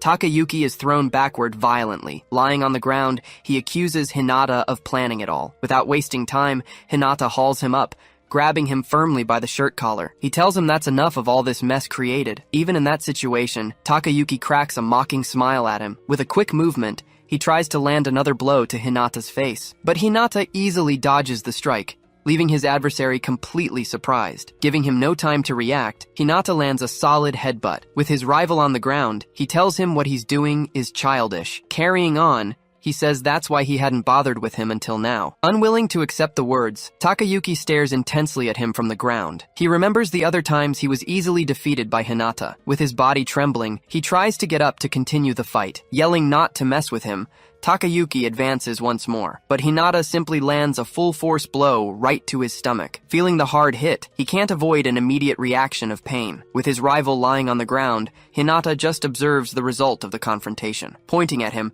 Hinata starts saying something about his opponent's level. He claims that for someone like him, he doesn't even need to use his sacred relic. Seeing the fight is over, Yakumo and Hagane run toward him. Over the phone, Sherry looks at the image and says the situation is resolved. The director explains that this is the difference between those who trained and those who didn't. With everything settled, the new test for the second group is finally concluded. The day after the exam, routine returns to the futuristic city. In the school hallway, a student complains that their first class is math. Just then, two girls see someone approaching and react with surprise. Walking down the hall, Hinata becomes the center of everyone's attention. Discussing the previous day, the girls say that what he did was incredible. Accompanied by Yakumo, he keeps walking while all the other students watch him. Yakumo comments that she gets the feeling everyone is staring at them. She recalls how, before, everyone simply ignored their presence there. Now she says everyone's attitude has completely flipped. Hearing everything, Hinata just keeps walking down the hall without saying a word. Remembering the past, he recalls how the students used to mock him. Keeping a serious expression, he just stares at the path ahead. Now, the students' gazes seem filled with curiosity and even admiration. With a slight smile, he finally seems to agree with what Yakumo said. Winking at him, she says they managed to achieve the goal of changing perceptions. Smiling, he responds to the comment she just made. At that moment, a girl starts walking toward the group down the hallway. Seeing who is approaching, his expression changes completely to a more serious one. Then Shizuku and her companion pass by them without stopping. As they cross paths, the two exchange a quick, direct glance. Passing him, she says she was impressed and has reevaluated her opinion a little, but immediately after, she warns that it's just that, and nothing more. Already walking away, she comments that in Class A, he would win more easily. Irritated by what she heard, Yakumo asks what that girl's problem is. He just replies that she's always like that, and there's no need to worry. Suggesting she take it as a compliment, he continues while Yakumo questions him. Walking beside Shizuku, the other guy looks back for an instant. Then he cracks a very strange smile before moving on with her. Shifting to the end of the day, the sun is already setting over the school. Back in his room, he begins packing his things into a suitcase. On the table, Hagane's expulsion notice made his departure from the school official. Adjusting his glasses, he just says that he's okay with that decision. With his bags packed, he confirms he hasn't forgotten anything behind. Then he walks to the door, preparing to finally leave the room. After he leaves, the room remains completely empty and in total silence. Outside, Hagane walks alone, carrying his suitcase and a bag. Suddenly, he stops, surprised to see someone standing there in front of him. Realizing it's Hinata, he calls his name, still a bit surprised. Approaching, he says Hinata arrived just in time for the final farewell. Unsure how to react, Hinata seems at a loss for words in that moment. Seeing his reaction, Hagane tells him not to worry, as he caused this himself. He explains that the outcome wasn't bad since Takayuki was detained. Then he says he was only expelled because he was threatened, without complaining. Seeing Hinata's expression, he asks him not to look at him like that. Opening his bag, he says he needs to warn him about something in advance. Shifting to the director's office, he comments that another year has ended safely. His assistant questions if he really thinks it was safe, and he admits the risk. But he immediately adds that at least they had a good show. He even comments that even the master of the Deldoris Guild seemed satisfied. In another moment, Sherry says she feels secure with the successor's training. Then she asks to inform the student that he would be welcome as an intern. Back in the office, the assistant says the offer was a surprise. Explaining the new rule, he says that first-year students can go fight, but he warns that for this, they will need a guild to receive them. Then she asks if Hinata from Class E meets the requirements. Without answering directly, the director just faces her with a very confident look. Responding with the result, he confirms that Hinata is now in Class B. Arriving at his new homeroom, he faces the sign for Class 1B. Inside, students were already chatting before class started. Seeing him enter, one student whispers to a friend about the new guy. Taking his seat, he just waits in total silence for class to begin. With everyone staring, he comments on how awkward the situation is. He realizes being in Class B is a huge difference from his old class. Looking around, he notes how different the vibe is from Class E. Even the students' posture during class seems completely different. Two girls then call a friend to go to the training portal. Just then, a classmate approaches from behind and calls him newbie. Leaning on the desk, he asks what it feels like to be in Class B. Not understanding the question, Hinata just stares at him, unsure how to reply. Then the guy introduces himself as Arakawa Subaru, a veteran of that class. Smiling, he says he'd like to ask a question. He asks point blank, what's the secret to cheating on the tests? Questioning the accusation, Hinata asks if that actually makes any sense to him. Subaru explains he's never seen a Class E student climb so high. He says everyone is curious about how he ranked up so fast. Slamming the table, he questions if Hinata really belongs in this new class. Then he asks if it's true a guild helped him with the boss. Hinata just stares at him silently for a moment, with a slight smile. Irritated, Subaru yells, asking why he's laughing at the situation. Suddenly, class begins, and the teacher stands at the front of the room. The teacher announces that until the next exam, everyone there is Class B. While listening, Subaru seems thoughtful about the class's current makeup. He warns them not to get complacent because the real goal is Class A. Recalling the results, he emphasizes that the skill gap is significant. Then he says to get into a good guild, they need to close that gap. At that, Subaru interrupts, saying the training portal is useless for practice. Agreeing with him, the teacher says that's a good point to raise. Showing a license, the teacher explains it serves as proof of ability. Confused, the students ask what this provisional license is. The teacher explains that the license allows entry into practice portals. Grabbing chalk, he starts writing on the board to explain better. He writes on the board, explaining they need permission for internships. Facing the class, he explains that most gain experience this way. Warning of the risk, the teacher says the challenge is worth it for them. By lunchtime, students start leaving for break. Coming into the room, Yakumo goes to Hinata's desk to talk. She asks how Class B is, and he says he feels out of place. Complaining, she says it's unpleasant being stared at like that by everyone. Then she complains about getting involved with someone annoying like Takayuki. Changing the subject, she asks if he heard the news about internships. She reveals that even as interns, they get paid. Curious, he asks how much he can earn, and she explains it can be a lot. Explaining the pay, she says the internship yields more than the training portal. Seeing the chance to make money, he gets determined to land an internship. He remembers he needs to help with the outstanding hospital bills. Checking his status, he notes his growth in the portal is capped. Finding it the perfect opportunity, he immediately asks where to sign up for the internship. She tells him recruitment is on the school bulletin board. Standing up in a hurry,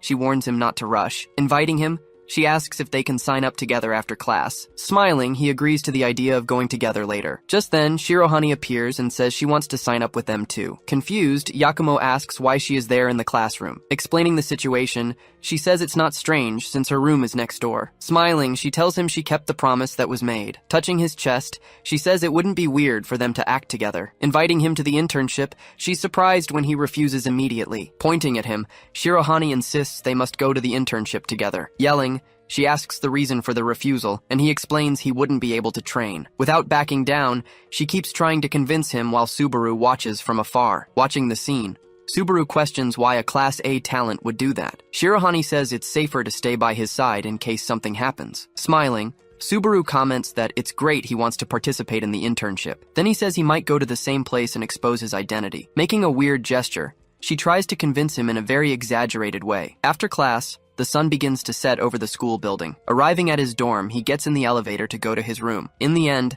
the three of them end up signing up for the same internship together. Reading the form, he sees the guild is rank B, and the portal is rank D. Seeing they only accept 3, he hopes he won't get rejected during screening. Suddenly, he turns around upon hearing a very familiar voice behind him. Lying on the bed, the girl warns that with his skills, he could die. He just stares at the scene, unsure what to say and very scared. Seeing her reading a book, he asks what she's doing there. Entering the room, he finds the girl lying on the bed. She asks why he's there. Then she smiles. She says his question is pretty strange. She explains that her body is tied to the castle, but he disagrees. He reminds her of her own words. They were supposed to meet only after he got stronger. She claims his growth was so slow, she had to come check on him herself. Surprised, he falls silent. She asks why he's reacting that way. She explains that sacred relics can just appear out of nowhere and interact with the world. He still doesn't get it. He watches her move around the room. Finally, he asks who she is. She replies that she's a nameless traitor. After thinking for a moment, she says he can choose a name for her to use. She tells him to call her Nanashi from now on. The next day, students are walking normally down the school hallway. Seeing his expression, Yakumo Akane approaches. She asks if something is wrong. While eating, he denies it, but Nanashi appears and says he can't lie. She leans in and whispers, since he spoke up, she has a question for him. Trying to cover, he points to the side. He asks if she sees anything over there. She gets scared and asks if something is really there, but he says he's just joking. It becomes clear to him that Nanashi is totally invisible to other people. After all, the system screen that pops up can only be seen by its owner too. Approaching them, Shirohani Sachi asks what they were talking about. Repeating the prank, Akane asks if Sachi can see anything next to him. Sachi backs away with a disgusted look.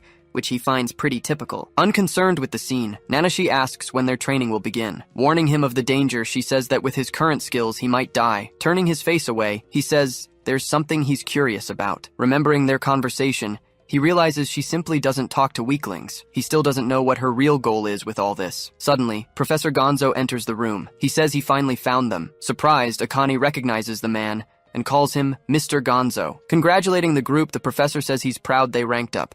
He then asks the professor directly what this is all about. Handing over some papers, the professor says he came to help the authorized students. He congratulates the two girls, saying things got easier with the guild. Then he asks them to go to the meeting room after class. Patting him on the shoulder, Gonzo informs Arakawa that he didn't get the spot. Realizing the situation, Arakawa says they prioritized Akane because she's a support. Hands on his head, the other student screams that he was rejected too. While Arakawa hangs his head, the professor continues talking to the group. Sachi warns that you can't just give up halfway. Trying to console the boy, the professor says other places are still recruiting. Changing the subject, he turns and speaks directly to Hinata now. Pointing to a document, he says Hinata received a special offer. Reading the paper, Hinata is surprised and asks if it's really Deldoris. Behind him, Nanashi silently watches the whole situation unfold. The scene changes to the training portal after school. Exhausted, he stops to breathe after finishing off the monsters on the field. He looks to the side and sees Nanashi sitting on a rock, just watching. Looking bored, she comments that he completely cleared the area. When he picks up an item from the ground, a system notification sounds immediately. The message warns that he has reached the absorption limit for those stones. Tired, he sits on the ground,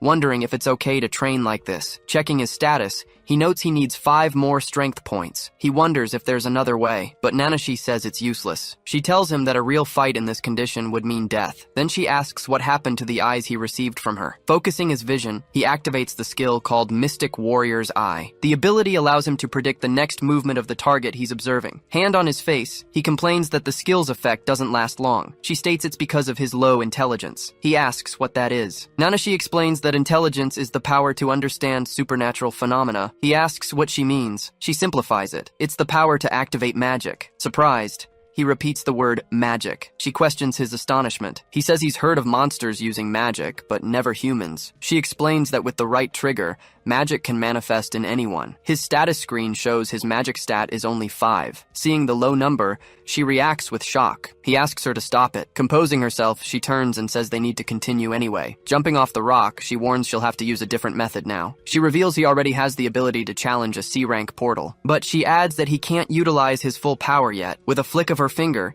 she begins to concentrate energy at her fingertips. A huge blue portal opens right in front of them on the field. Standing at the entrance, she tells him he needs to listen if he wants to get stronger. Looking at the scene, he realizes that's the entrance to a real portal. With a tense expression, he gulps, preparing himself for what's coming. Without hesitation, he walks straight into the open portal. Arriving on the other side, he finds himself in a dark, destroyed hallway. As he walks through the place, he observes his surroundings carefully and cautiously. Suddenly, something glinting on the ground catches his eye. Reacting to the movement, he whips his head around to see what it is. Out of nowhere, a spear pierces his chest, taking him completely by surprise. The scene shows his training, as he's struck by several wooden stakes. Lying on the ground, he continues to endure the pain of the blows during training. Right after, a trap is activated, and a stone block plummets down. On the ground, only a few stains are visible after the trap's impact. Impaled from below, he's lifted high into the air by multiple spears. Completely paralyzed and wounded,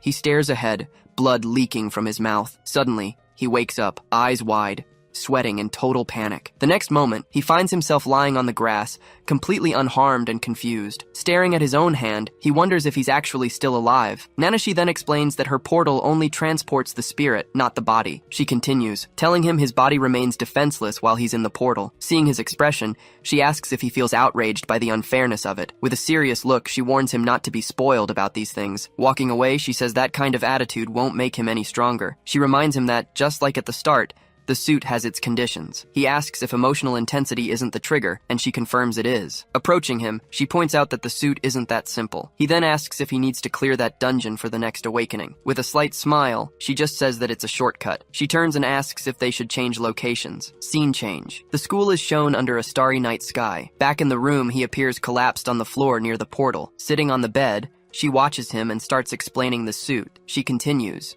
saying he needs to show power and heart to the suit. Smiling, she asserts that death is something completely irrational. Then she orders him to overcome this situation and move forward. Suddenly, spikes begin appearing from holes in the dungeon ceiling. Running down the hallway, he tries to dodge spears shooting from the walls. Right after, he gets hit and screams in pain, bleeding from his mouth. Just then, a giant boulder starts rolling down the corridor toward him. Looking back, he sees the massive stone heading straight for him. Waking up back in the room, he screams and writhes on the floor. He lies panting on the ground as Nanashi approaches and touches his shoulder. While he takes deep breaths, she stares at him with a serious expression. Getting up, he turns back toward the portal while Nanashi watches. Planting his feet firmly on the ground, he prepares to attempt the challenge once more. Sitting on the bed, she asks if he happens to have lost his nerve now. He faces the fear, knowing he needs to overcome the terror of death. Smiling, she rests her face in her hand and starts talking. She tells him that people who face fear are called heroes. The next morning, he walks alone down an empty school hallway. Remembering the night before, he says that in the end, he couldn't bring himself to try again. He recalls that this time it would be different, facing real pain. Seeing his hesitation, Nanashi cursed at him and returned to the treasure tool. Looking at his hand, he knows he wouldn't die, but he was still shaking. Angry at himself, he clenches his fist and laments. Arriving at the meeting room, he knocks on the door before entering. Announcing his arrival, he asks to be excused upon seeing the Deldoris sign. Entering the room, he finds the guildmasters waiting for him. Present in the room was Shizuku Minase, one of the Class A students. Beside her was Haito Hebishima, another student from the same elite class. Also at the meeting was Chloe Budget, another Class A member. Finally, Anho Heihine completed the group of elite students present. Seeing the students, Arakawa approaches and taunts Hinata about being in Class E. He says an internship at Deldoros might be too much for him to handle. Listening to the conversation, Shizuku gives a faint smile without saying anything. Hinata replies, asking why he isn't with his Class B classmates. Irritated, Arakawa shouts that his skills are much closer to Class A. Anho then remarks that's exactly why he can't get out of Class B. He retorts, reminding her that she was also Class B until recently. Unfazed, Chloe just replies that he's not interested in fighting. He adds that Arakawa isn't even worth the effort of a fight. Furious, Arakawa challenges him to a test,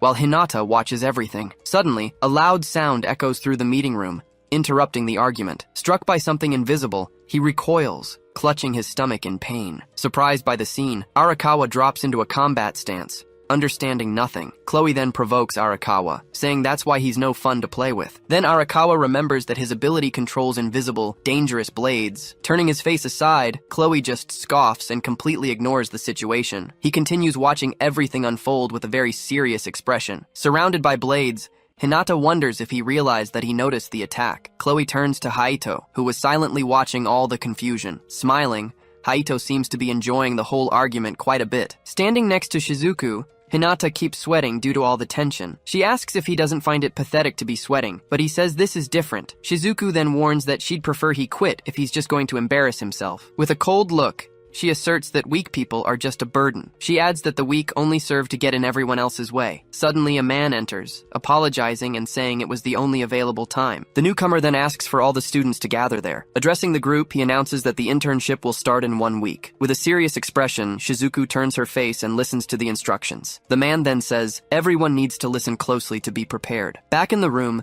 Hinata throws down his backpack and asks if Nanashi is there. With determination, he yells for the portal to the spirit world to be opened. Appearing, Nanashi asks the reason for his sudden strange motivation. Pointing at him, she questions if that woman's words got to him. Clenching his fist, he admits he was called weak and couldn't respond, but he asserts that his heart isn't as weak as his body. With a faint smile, Nanashi watches him silently for a brief moment. Stating that he won't give up, he walks back toward the portal. Back in the dungeon, he moves down the dark corridor with extreme caution. Something ahead catches his eye. He stops dead. Spears shoot from the wall. He dives to the floor to dodge. Narrowly escaping, he recovers on the ground after the initial assault. He remembers now. Look closely before acting. After all, every detail on the floor is there for a reason. Suddenly, a sharp object flies at him from the darkness. Scanning the wall, he realizes the left side isn't safe. Arrows fire from multiple holes along the hallway. Angling his body, he dodges a blade that passes way too close. A wall of spikes suddenly emerges, blocking his path. With a leap, he flips right over the deadly trap. Landing on the floor, he notices the ceiling shaking and moving. Seeing it descend, he reaches out toward the trap. More spikes advance. He turns to face the new threat. Using the walls for leverage, he dodges spears coming from all directions.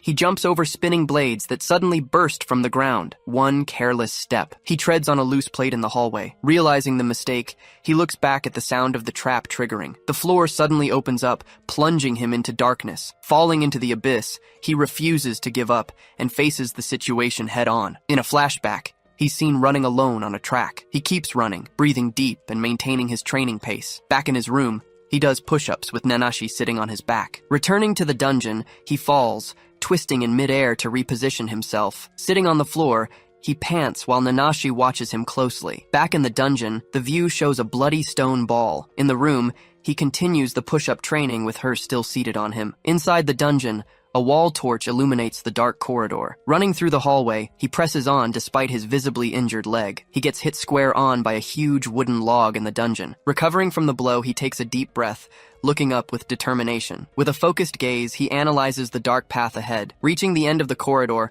a massive winged creature awaits him in the shadows. The monster reveals itself completely, crouched in front of the gate. Clenching his fist, he prepares to finally face the great creature. He runs to attack, launching himself directly at the monster. Suddenly, a system notification pops up. He acquired new skills. The new skills are detailed: concentration and super reflexes. Scene change. The city is shown on the day of the long-awaited internship. Elsewhere, a man asks if the item buyers have already been contacted. Introducing himself as Hatsumata Jin, he addresses the guild master, Sherry. He tells her preparations are almost complete. She just nods. Seeing her excitement, he comments that she seems in a good mood. She says the student they wanted is coming and confirms the interest in Menace. She mentions other students are coming, including the boy in the special suit. Jin remembers his name was Asahi, but didn't see anything special about him. Sherry says he's weaker than them, then spots the group arriving. Professor Gonzo approaches with the students, waving to the guild. He greets Sherry, thanking her for having them, and she returns the greeting. Bowing,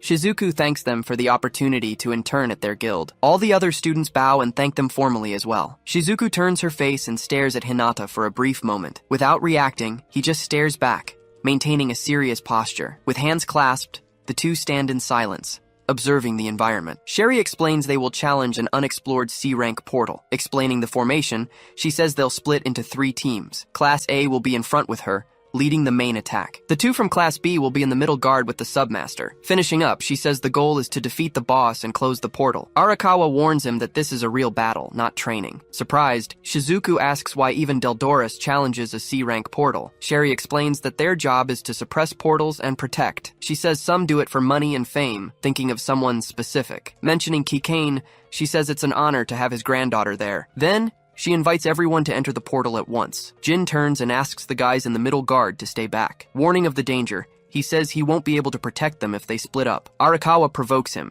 telling him not to slow down the group. He explains he's only there as a precaution because of them. Jin then warns that the portal is full of ranked and dangerous enemies. Hand on his chin, he ponders the C-rank enemies. Remembering the Chimera, he knows he needs to stay on total alert. Then Jin shouts to the middle guard, ordering everyone to advance. Stepping through the portal, the group prepares for the challenge awaiting them. Arriving on the other side, the group analyzes the strange new environment. Seeing the destruction, Jin comments that the front line already did some damage. Impressed by the scene, Arakawa praises the speed of that S-rank guild. Suddenly, Hinata charges forward at high speed, surprising Submaster Jin. At that moment, a rock is hurled rapidly toward the whole group. With a swift strike, he shatters the rock in midair. Jin observes the action, totally taken aback by the quick movement. Pointing to the trees, a guild member warns that there's an enemy. Hidden in the branches, a monkey monster prepares to attack the group. Identifying the creature, Jin draws his massive sword for combat. Holding the weapon with both hands, he readies for the attack. In one quick motion, he surges forward and defeats the monster with a single blow. Arakawa and Hinata watch, surprised by the Submaster's speed and power. He then orders his men to search the area for more enemies. Hinata's action showed that the enemy went unnoticed by everyone else. Turning,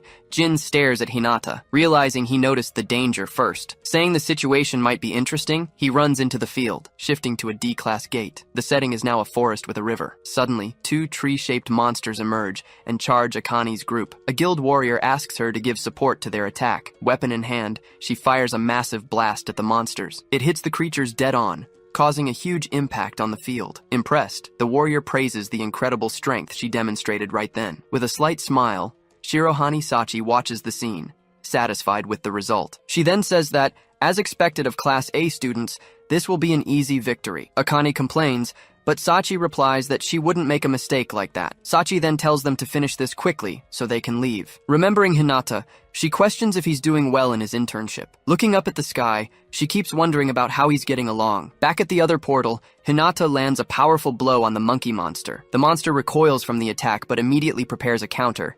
Then, one of the guild members appears and attacks the creature from behind. Hinata advances, running alongside the guild member to help with the assault. The monkey throws a rock, but Hinata readies a powerful counterattack. He lands a direct hit on the monster's face, smashing the stone. With its guard down, he punches the creature with all his strength. Seeing the monsters defeated, the guild member praises his skills. Arakawa watches the fight from afar, surprised by Hinata's performance. He questions how someone from Class E can have movements like that. Then he realizes he hasn't managed to do anything in the battle yet. Angry, he grabs his weapon, ready to jump into action too. He advances toward the monsters, running to join the fight. Firing his weapon, he hits one of the monkeys squarely in the chest. Yelling, he says he won't let Hinata steal all the glory. From a distance, Jin observes the performance of the two students carefully. He comments that they aren't bad, even with the rivalry. Jin notes that, despite being rough, Arakawa has good attack power. He also notices that Hinata doesn't seem to have much stamina left, but he observes that he knows how to act and doesn't push past his limits in combat.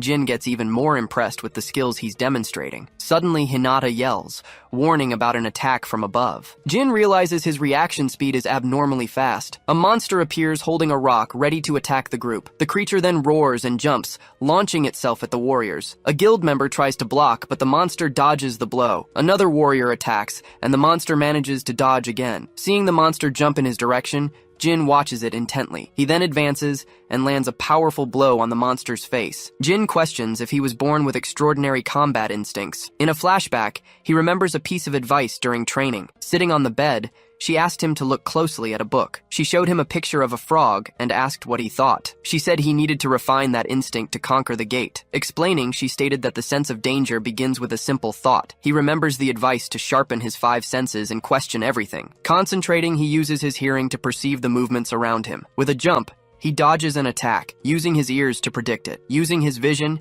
he analyzes the environment to anticipate dangers. He then destroys a rock flying toward him, using his eyes. One of the guild members approaches and asks to speak with Jin. He questions the excessive number of enemies they found in the area. Jin agrees, finding it strange to see so many monsters after the vanguard had passed. He wonders if something happened to them, even while underestimating the portal. Dismissing the idea, he remembers that Sherry is one of the top 10 in Japan. Still, he remains worried, thinking there's no way they could lose. Suddenly, a sniper positions himself, aiming at the guild members. The scope fixes on Jin, and the shooter confirms the target locked. Preparing the shot, his finger rests on the trigger. Noticing the scope aimed at his face, Hinata reacts in surprise to the distant threat. Running at full speed, he throws a stone backward without even looking. Hitting the weapon's scope, the stone surprises the distant shooter. Pulling back with the weapon, he warns that he'll continue monitoring the situation. Jin asks what happened, and Hinata explains that he was the target. Confirming it was a person, Hinata remains on total alert. Jin then questions if it was a criminal guild trying to steal the rewards. He realizes that Hinata perceived an enemy that even he couldn't detect. Thanking him for saving him, their conversation is interrupted by an emergency shout. Desperate, the man yells that the captain is in danger and everyone needs to retreat. Hearing the warning, Hinata and Jin turn with alarmed expressions. Disbelieving, Jin calls the situation ridiculous and asks what kind of joke this is. Changing scenes, Sherry protects Shizuku, both in combat stances. A member runs in screaming, "It's an emergency. Everyone needs to regroup." As he gets closer, he confirms the worst. Captain Sherry is in grave danger. With a serious expression, Hinata murmurs Shizuku's name, worried sick about her. 4 minutes earlier, the vanguard group is gathered at the portal. Sherry explains their job is to clear a path for the rearguard. Showing them a map, she instructs everyone to spread out and eliminate the enemies. Shizuku questions the danger, but Sherry insists it's no problem for them. Planting her feet firmly, she prepares to show her strength. Suddenly, a giant creature emerges in front of the vanguard group. The monster opens its mouth, charging a powerful fire attack. Sherry instantly creates a barrier, blocking the giant monster's assault. Clenching her fist, she focuses her ice abilities. She charges forward and freezes the monster's head with a single strike. Meanwhile, Shizuku skillfully defeats several smaller monsters with her sword. After the fight, She turns to Sherry with a worried look. Watching the scene, the other Class A students seem quite impressed. Smiling, Haito comments that the rumors about her being a monster are true. Calling it an internship, Sherry turns towards the remaining monsters on the field. She tells the students they can handle the rest on their own. Wasting no time, Shizuku takes down a monster with her weapon. Right after, the other students finish off the remaining threats. Gripping her weapon, Shizuku notices the monster's movement is very different now. Approaching, Sherry congratulates the 3 students on their good work. When asked if she won't fight, Anho explains her artifact needs crystals. Understanding, Sherry says she can take a crystal from a monster. Denying the offer, Anho walks over and picks up a much larger crystal from the ground. She holds it near her bear, activating the strange artifact. The teddy bear transforms into a large purple battle monster. Hugging the creature, she happily says her collection is finally growing. Hand over her mouth, Sherry realizes Anho's artifact is very rare. Analyzing the ability, she notes its great support for the group. Seeing the potential, she realizes her list of recruits just keeps growing. From afar, a sniper reports the target has finally reached the spot. Receiving orders, he confirms and prepares to start the operation. Scope locked, the sniper focuses directly on Sherry's head. Suddenly, he reacts in surprise as if she noticed him. Through the scope, he sees Sherry now glaring at him with a deadly look. Before he can shoot, the sniper is eliminated by a quick attack. Turning away, she remarks that he was careless. He let his killing intent leak out. Immediately, several other snipers appear on the surrounding rocks. To defend herself, she creates a massive ice barrier in front. Seeing the shots, she yells that there are too many and calls for formation. She then creates ice pillars to protect the entire gathered group. Trying to communicate, she realizes her device isn't working. She orders a man to send reinforcements to the middle guard. Shizuku asks what's happening, and Sherry tells her they've walked into an ambush. Scared, Anho asks if it's an illegal guild, but Sherry finds the timing strange. She figures thieves would wait for the end of the battle. The risk is too high now. Seeing the projectiles, she notes they aren't artifacts, just meant to delay them. Completely surrounded, she realizes the situation is much more complicated than it seemed. With a serious look, she deduces someone is controlling all the monsters. She asks if she can leave the monsters to the academy students. As she advances, she thinks their true objective is still a mystery. Stomping on the ground, she knows a plan like this shouldn't work. Over the radio, a man orders his soldiers to begin the attack immediately. The enemies advance quickly over the rocks, completely surrounding the group. Using their weapons, they fire projectiles that kick up dust from the ground. Suddenly, Sherry turns with a look of total surprise on her face. Roots burst from the ground, wrapping tightly around her legs. Trapped, she wonders when they did this, struggling to free herself from the trap. Looking at her hand, she wonders what that strange sensation is. With a focused gaze, she starts to suspect what might be happening. Surprised, she grabs her other hand and realizes her crest has been affected. A monkey takes advantage of the distraction and charges to attack her directly. Unable to react, she extends her hand, trying to protect herself from the blow. Seeing the danger, Shizuku jumps in front and blocks the monster's attack. Turning, she asks if Sherry is okay, who thanks her for the save. Sherry then yells for everyone to protect their crests, warning them about the enemy technique. Surprised by the news, Chloe says this has to be a joke. Haito complains too, saying his artifact won't activate, and he has to use his snake. Yelling orders, Sherry says they are retreating to regroup. From afar, the enemy leader warns they won't escape. Scared,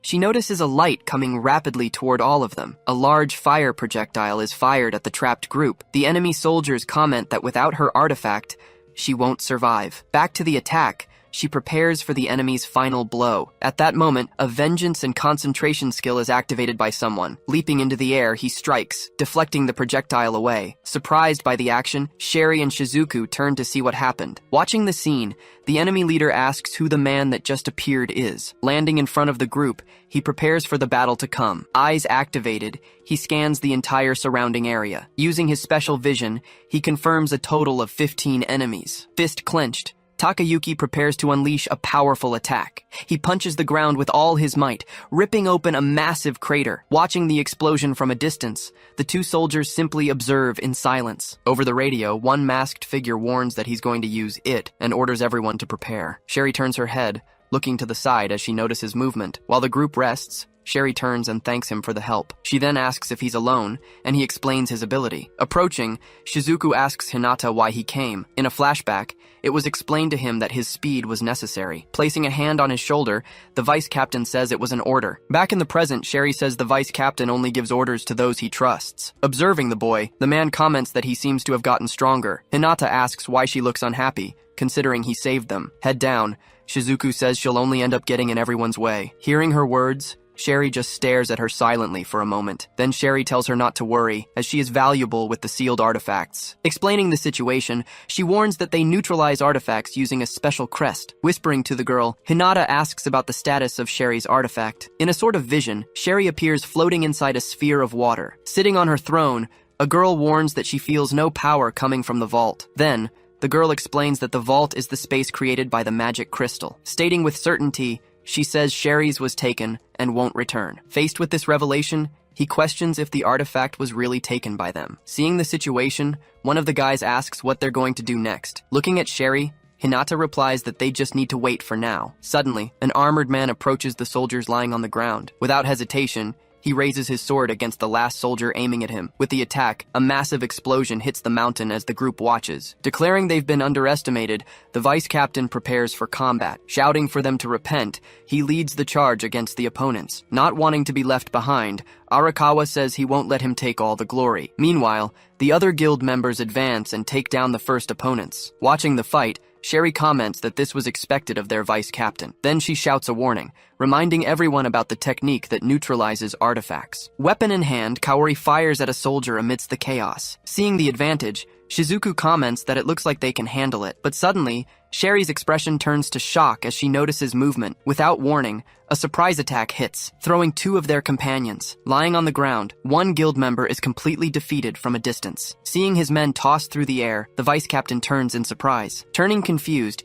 he tries to understand what just happened on the battlefield. Suddenly, two projectiles fly toward him at high speed. Reacting in time, he manages to block the attack using only his gauntlet. Taking a direct hit, he gets pushed back, unable to react. Losing his balance completely, his foot slides backward from the impact's force. Lying on the ground, he recognizes the orb and asks if it belongs to the captain. Standing up in rage, he slams the tip of his sword into the ground. From afar, the soldier comments that such a defense was expected from the vice master. Suddenly, massive crystals emerge from the ground surrounding Hinata's group. With a serious expression, Sherry stares at the crystals that just appeared. Holding his injured arm, he realizes their ability is something else. Crystal in hand, the soldier warns that even as the vice master, he wouldn't be able to block the multiple discs launched in his direction. Yelling not to underestimate him, he prepares to face the projectiles. Spinning his sword, he deflects the discs and shouts that the enemy is no threat. The moment he stops, a masked soldier appears right behind him. Giving him no time to react, the soldier lands a direct hit on his chest. From afar, Hinata freezes as he watches the vice captain take the blow. Looking down at the fist, he recognizes the crest that struck his chest. Then, another soldier points a device and says it's too bad for him. With a surprised face, he sees what is happening right in front of him, but the attack is blocked by a shield, knocking the vice captain away. Seeing her companion sent flying, Sherry desperately screams his name. Running to his aid, she catches his body before he falls. In her arms, he apologizes, but she says the mistake was hers. Positioned behind the shield, the two soldiers face the defeated group. In the distance, Shizuku recognizes the shield-shaped artifact they used. Wide-eyed, Hinata confirms there are no doubts about that item. In a quick flashback, he remembers seeing that artifact with his father. Aiming his weapon, the soldier warns that their client also wants her artifact. Holding the wounded man, Sherry replies that their client is despicable. Unfazed, the soldier says that artifacts are more valuable than any jewel. He explains that their client thought about what happens to artifacts. Then he reveals that they experimented on bodies so humanity could be reborn. The speech ends by stating that humans have become the most valuable merchandise of all. Sherry screams furiously, accusing them of turning humans into merchandise. As he advances with determination, Shizuku shouts his name in warning. She asks if they were targeted because of that specific item. Holding the crystals, the masked soldier confirms her suspicion. Bracing to move forward, Hinata positions himself for the imminent attack. With a triumphant look, the soldier declares that thanks to this plan, they finally acquired the supreme artifact as Hinata draws near. Recognizing his suit, the soldier asks if he isn't a student. Hinata warns it's their unlucky day. They won't get what they want. Staring them down, he demands to know where they got that shield artifact. The soldier replies coldly, stating he owes the kid no explanation, but he taunts him, suggesting it must have come from one of the dead bodies. His face twisted in rage, Hinata yells, calling them trash. He activates his concentration ability to engage in combat. Taken completely by surprise, the soldier aims his weapon at the boy. Hinata dodges the shot, leaning back to evade the direct hit. Sherry comments on his impressive reflexes, but hesitates. Suddenly, his eyes widen, sensing a new threat. Projectiles shoot up from the ground, forcing him to leap away. Landing, He braces with one hand to regain his balance. From afar, Sherry notes his speed still isn't enough. An object is thrown to the ground with a quick gesture. Caught off guard, Hinata is knocked down and tossed into the air. After being thrown, he slides across the ground, dodging more attacks. He skids, managing to evade at the last moment. Seeing his speed, the soldiers question if it's because of the suit. While he's still down, one soldier moves in for the kill. Standing over him, the enemy says he's already seen his limits. Defenseless, a blow strikes Hinata squarely in the face. He's sent flying, spitting blood. Rolling on the ground, he tries to recover from the hit. Propping himself on a knee, he notices light traps activated around him. His eyes widen in realization of what's coming. A series of explosions erupts, kicking up a massive curtain of dust. Watching the scene, the vice captain gets annoyed with the whole situation. Shouting angrily, he runs toward the two soldiers, sword in hand. With a quick movement, he unleashes a full-strength strike, but his attack is blocked by a crystal appearing in front of the enemy. Holding the crystal high, the soldier warns him to just give up the fight. He explains their defeat was sealed the moment the artifact was captured. Using the distraction, two other soldiers jump to attack him from the flanks. Surrounded, he gets hit by simultaneous attacks from the new opponents. Shizuku arrives to help, entering the combat and attacking a soldier. Further back, another student uses an ability to create a barrier. Saying he'll provide cover, he gets confirmation from the vice captain. Spinning her blade, Shizuku keeps fighting while the student offers support. Facing the attacks, the soldiers reposition to continue the battle. Desperate at the sight, Arakawa says even 100 lives wouldn't be enough. He questions what a group of students could possibly do. Crying desperately, a girl begs for someone named Chloe not to die. With a serious look, the blindfolded student tells them to watch the result. Suddenly, a soldier attacks him from behind, catching him off guard. Shouting a warning, the vice captain tells him to dodge. Moving quickly, the hooded student charges into the fray. He attacks Shizuku, who tries to defend against the surprise blow. With a decisive strike, he manages to knock the girl to the ground. Seeing another shield, the soldier comments that makes 4 powerful artifacts now. Sword in hand,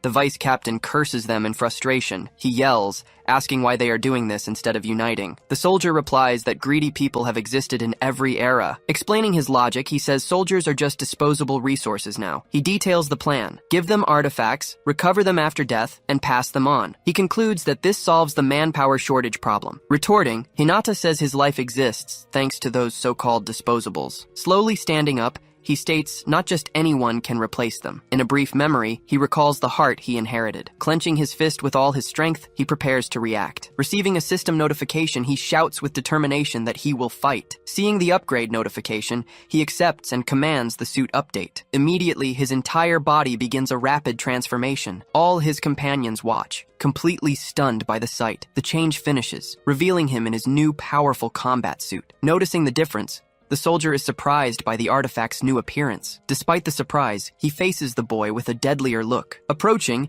he asks if Hinata isn't afraid of all this suffering. Head down, he replies that he's much more afraid of bowing down. Before everyone, his body suddenly releases an immense amount of power. In the blink of an eye, he appears right in front of the enemy soldier. Taken completely by surprise, the soldier can barely react to Hinata's sudden appearance. Hinata stands ready before him, prepared to continue the fight. The soldier tries to grab him, but his hand passes harmlessly through an afterimage. Yelling at him not to get cocky, the soldier throws a punch, but Hinata dodges, appearing behind him in the blink of an eye. With a powerful spinning strike, he launches the soldier into the distance. Flying through the air, the soldier curses as he's completely overpowered by the boy. Witnessing the scene, the other soldier turns, shocked by Hinata's speed. Before he even realizes it, Hinata appears right behind him. Grabbing the enemy by the shoulder, he stops him from reacting. Clenching his fist, he prepares the final blow. He delivers a direct hit that blasts a crater into the ground. Utterly defeated, the soldier falls motionless onto the desert sand. Standing over the body, Hinata simply observes the aftermath of his attack. Watching it all unfold, his companions are left slack-jawed by the power he just displayed. Hand on her chin, Sherry wonders if he had been hiding his true strength. Off to the side, Hinata remains focused, completely ignoring the chatter around him. He shouts a warning, telling everyone to stay sharp because there are still enemies left. Positioned up on the mountain, a soldier aims his weapon at the group. Using his acceleration ability, Hinata charges the remaining enemies. Zigzagging rapidly, he takes out all the soldiers on the hilltop. Then he leaps toward the last soldier, who stares back in complete surprise. Watching the fight from a distance, Arakawa falls silent for a moment. He remembers Hinata's words about the heart he inherited. Clenching his fist, he determines that he will fight alongside them too. A memory surfaces of the time he belittled Hinata for being Class E. With a frustrated strike, he vents all his anger at his past self. Turning away, he questions what he's even doing right now. Watching the fight, he compares Hinata's skill to his own. Fist clenched, he shouts Hinata's name in admiration. Blocking an attack, a guild member continues battling the soldiers. Seeing backup arrive, he realizes more people have joined the fray. Leaping into the chaos, Arakawa delivers a powerful kick to one of the soldiers. Wielding his weapon, he shouts that he'll fight to catch up and surpass them. Meanwhile, the vice captain attacks the last soldier, knocking away his shield. He then bellows orders for everyone to advance for the final offensive. As the battle intensifies, fighters move across the battlefield. Hidden behind a rock, the two students wonder if they should join the fight. Fist ready, Hinata continues to advance against the remaining opponents. Watching the entire scene, the blindfolded student remains silent for a moment. Sighing in relief, the vice captain finally realizes the fight is over. Looking at the restrained enemies, he asks if they caught them all. Questioning their effectiveness, Shizuku asks if the bindings are really enough. One of them explains that the cuffs will deliver a shock if they try to use artifacts. Arakawa retorts that she needs to study more, and she glares at him angrily. Sherry says they made it through, thanking Hinata for his help. She turns away and comments on his current condition. Completely exhausted, Hinata is lying face down, passed out in the middle of the desert. Lying on the ground, he realizes that just a few minutes of use left him like this. Checking his status, he understands the suit consumes far more energy than he can provide. Thinking back on the fight, he admits he would have been in trouble without Arakawa's help. Still lying down, he decides the suit will remain sealed until he can control it. Opening his eyes, he sees someone approaching to help him up. Shizuku extends her hand, offering assistance. Accepting the gesture, he apologizes as she asks about his plan. Looking away, he admits the plan wasn't solid at all. Turning her back on him, she says that in that case, he should just leave the academy. As she walks away, Arakawa calls her rude, but Hinata says that's just how she is. Turning to Hinata, Arakawa begins speaking seriously. With a deep bow, he apologizes, saying he didn't deserve to be in Class B. Desperate, Subaru asks if he can be forgiven for everything he's done. Without hesitation, Hinata says yes, leaving the boy completely shocked. Hinata adds that he was just throwing insults around, just like Kurimura. Explaining his point, he says he understands Subaru's pride in Class B. With tears in his eyes, Subaru is left speechless by his response. Celebrating, he hugs Hinata and tells him to just call him Subaru, no formalities needed. Changing focus, Sherry tells the soldier it's time to return the artifact. Mocking the situation, the soldier says it would be nice if such a method actually existed. Arriving suddenly, a young man confirms that there is a way to restore the item. Stuttering in shock, the soldier seems to recognize the newcomer as his boss. Looking back, Sherry and the vice captain are surprised by his appearance. With serious faces, they stare down the new enemy who has just emerged. With a smile, the boss announces that he has no intention of giving it back. With a calm smile, the green-haired man watches the situation unfold. Turning to the newcomer, Sherry demands to know who he is and what he's doing there. Glancing at the fallen body, she asks why he chose to kill his own subordinate. Faced with the death, Sherry and the vice captain stare at the man with tense expressions. Noticing her hand trembling, she wonders what's happening to her body. Suddenly, her eyes widen as she realizes something is terribly wrong. Completely paralyzed, she says her body can no longer move. But the green-haired man tells them not to worry. He doesn't kill without reason. He then explains he killed the soldier for acting recklessly. Crouching down, he reveals the order was to retreat even in case of failure. But the soldier started using the cube's power as if it were his own. Tossing the item into the air, he says the man betrayed the organization. Listening to the explanation, the vice captain finally understands what happened. He realizes the leader's tool is inside that mysterious cube. Seeing the paralyzed group, he warns them not to lower their guard just yet. Holding the cube, he remarks, "It's easier to kill when defenses are down." With a shocked expression, Sherry senses the imminent threat coming from him. Seeing the needle in her shadow, she questions when that happened. With a portal opening, he says his goodbyes and prepares to leave. Meanwhile, the captured soldiers begin being pulled into the shadowy portal. Turning to the vice captain, he thanks him for gathering all the targets. Touching his lip, he remembers a detail he almost forgot. Then he announces he's also taking the man's treasure tool. Facing the provocation, the vice captain just stares at him with intense rage. Appearing suddenly, Hinata stops him and orders him to leave the tool behind. Totally surprised, the man wonders how he managed to move. Looking at the needle on the ground, he realizes Hinata dodged the attack. With a smile on his face, he finds the whole situation quite interesting. Without hesitation, Hinata throws him far away with a quick movement of his arm.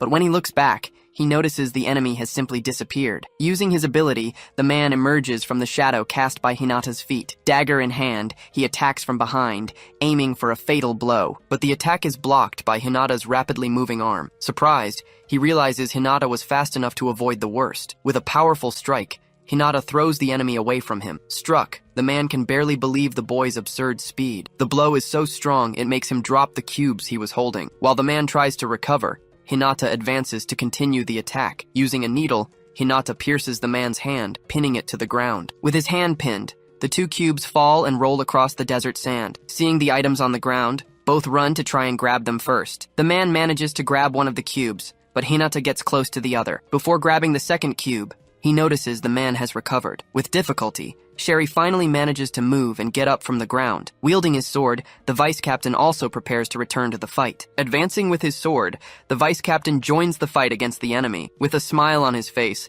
the green-haired man says the situation is bad. Jumping over the attack, he manages to dodge the vice captain's blow. Starting to run, he decides it's time to retreat from the battle. Stopping at a pool of shadow, he warns that he will retreat for now. Seeing the escape, the vice captain shouts desperately for him to wait, but the enemy turns and warns that he will remember his face. Then he sinks completely into the shadow, finishing his strategic escape. Irritated, the vice captain hits the ground where the enemy just disappeared. On his knees and frustrated, he laments that the enemy managed to escape from there. From afar, the rest of the group just watches the outcome of that pursuit. Seeing the scene, the blindfolded student says that in the end, it came to this. Approaching Hinata, the vice captain apologizes and thanks him for being saved. But suddenly Hinata's body gives out, and he faints completely. Running to his aid, Sherry shouts for him to hang in there. Kneeling beside him, Sherry says he has already surpassed his limit. Lying unconscious, he continues to rest after the intense battle. Observing the boy, she realizes he doesn't hold back in critical moments. In a memory, she understands that he got stronger at the last moment. Lying on the ground, he continues to feel the side effects of his power. With a smile, Sherry says that Asahi Hinata is an interesting guy. Changing scenes, the Kansai Countermeasures headquarters is shown from afar. In a meeting, the result of the incident is being discussed by the leaders. Sitting at the table, a man says stealing tools is an outrage. Another member of the meeting warns that they need countermeasures quickly. Showing her hands, Sherry explains that protecting the backs of the hands will be enough. Sitting with crossed arms, Shio claims to have an idea of who controls them. He reveals that the criminal guild Niflheim is famous for using this power. With his hand on his head, the meeting leader laments the mountain of problems. Changing the subject, Director Tsushima asks Sherry about her plans. With a smile, the director questions her staying without her treasure tool. Interrupting the speech, Shio says the point raised is valid. Explaining the situation, she reveals the recovered tool wasn't hers. Passing on the position, she announces that Katsumata will manage the guild. Being questioned, Sherry announces to everyone that she is retiring. Winking, she says she found something she wants to do now. Confirming her decision, she turns to Tsushima and makes a request. With a confident smile, she asks if he could do her a favor. Changing scenes, an announcement is made to the entire Valkyrie Academy. Over the loudspeaker,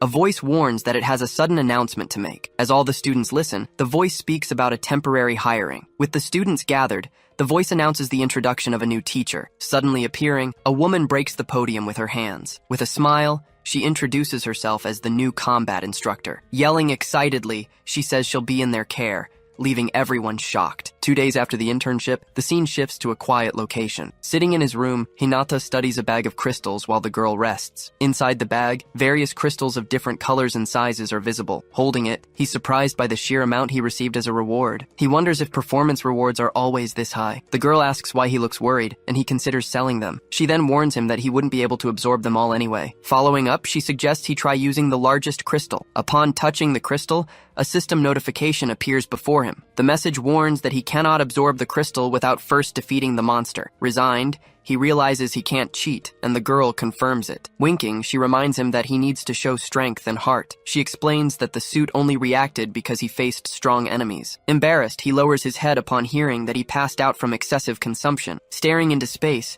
he reflects on the true power of the bravery suit. Checking the update list, he sees the suit boosts physical performance. Remembering the fight, he realizes that if he hadn't awakened, he would be defenseless now. Holding the crystals, he decides to absorb them to get stronger. The system informs him that he absorbed the crystals and fulfilled a condition. Next, a new screen shows rewards and access to the Wrath suit. Suddenly, his body is enveloped by new energy following the absorption. Seeing the reaction, the girl just watches him from the bed. Smiling, she sees that he acquired the Wrath suit bonus. The new passive ability makes him stronger the closer he is to death. The very next day, the scene moves to classroom 1B. Entering the room, the new teacher faces the students with a serious look. Sitting at his desk, Hinata is shocked to see who the teacher is. Subaru stands up and starts talking about the morning presentation. With his hand on his face, the teacher announces the name of the new assistant. Introducing her to the class, he says that Sherry Truman will be the assistant teacher. Shocked, Subaru wonders why she became a teacher so suddenly. Asking her to observe, the teacher leaves the class in the care of the new instructor. Moving between the desks,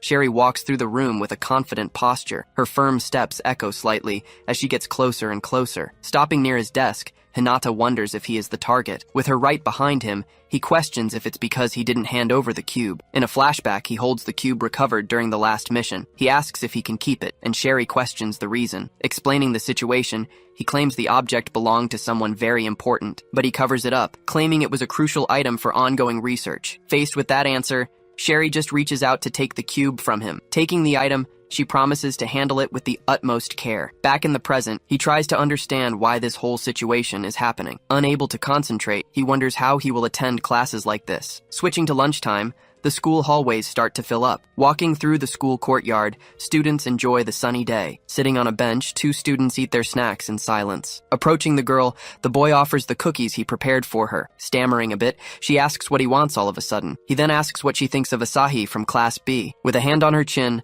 she asks if it's the one whose suit changed. Saying the suit is tacky, he corrects her, talking about his strength instead. Curious, he asks who would win in a fight between her and Asahi. With great confidence, she replies that absolute victory would be hers. Faced with the answer, he just stares at her with a serious expression. Remembering the fight, he realizes his speed was impressive. Coming up from behind, a boy suggests he fight if he's so curious. He then taunts him, saying the boy prefers fighting humans. Smiling, the blindfolded boy warns that something is coming. After the conversation, the two just watch their colleague walk away. Outside, the Grand Military Academy Exchange Festival approaches. Walking down the hallway, two students observe a colleague ahead. Waving from the doorway, two girls call for Asahi and ask about the internship. Excited, Subaru says it was incredible and wishes she had seen it. Curious, the girl asks who he is, and Subaru explains they are friends. Noticing his appearance, she asks if he lost weight recently. Asking to join the group, Subaru says if Asahi accepts, it's fine. Arms crossed, the blonde girl immediately refuses his request. She explains he's too direct and sudden,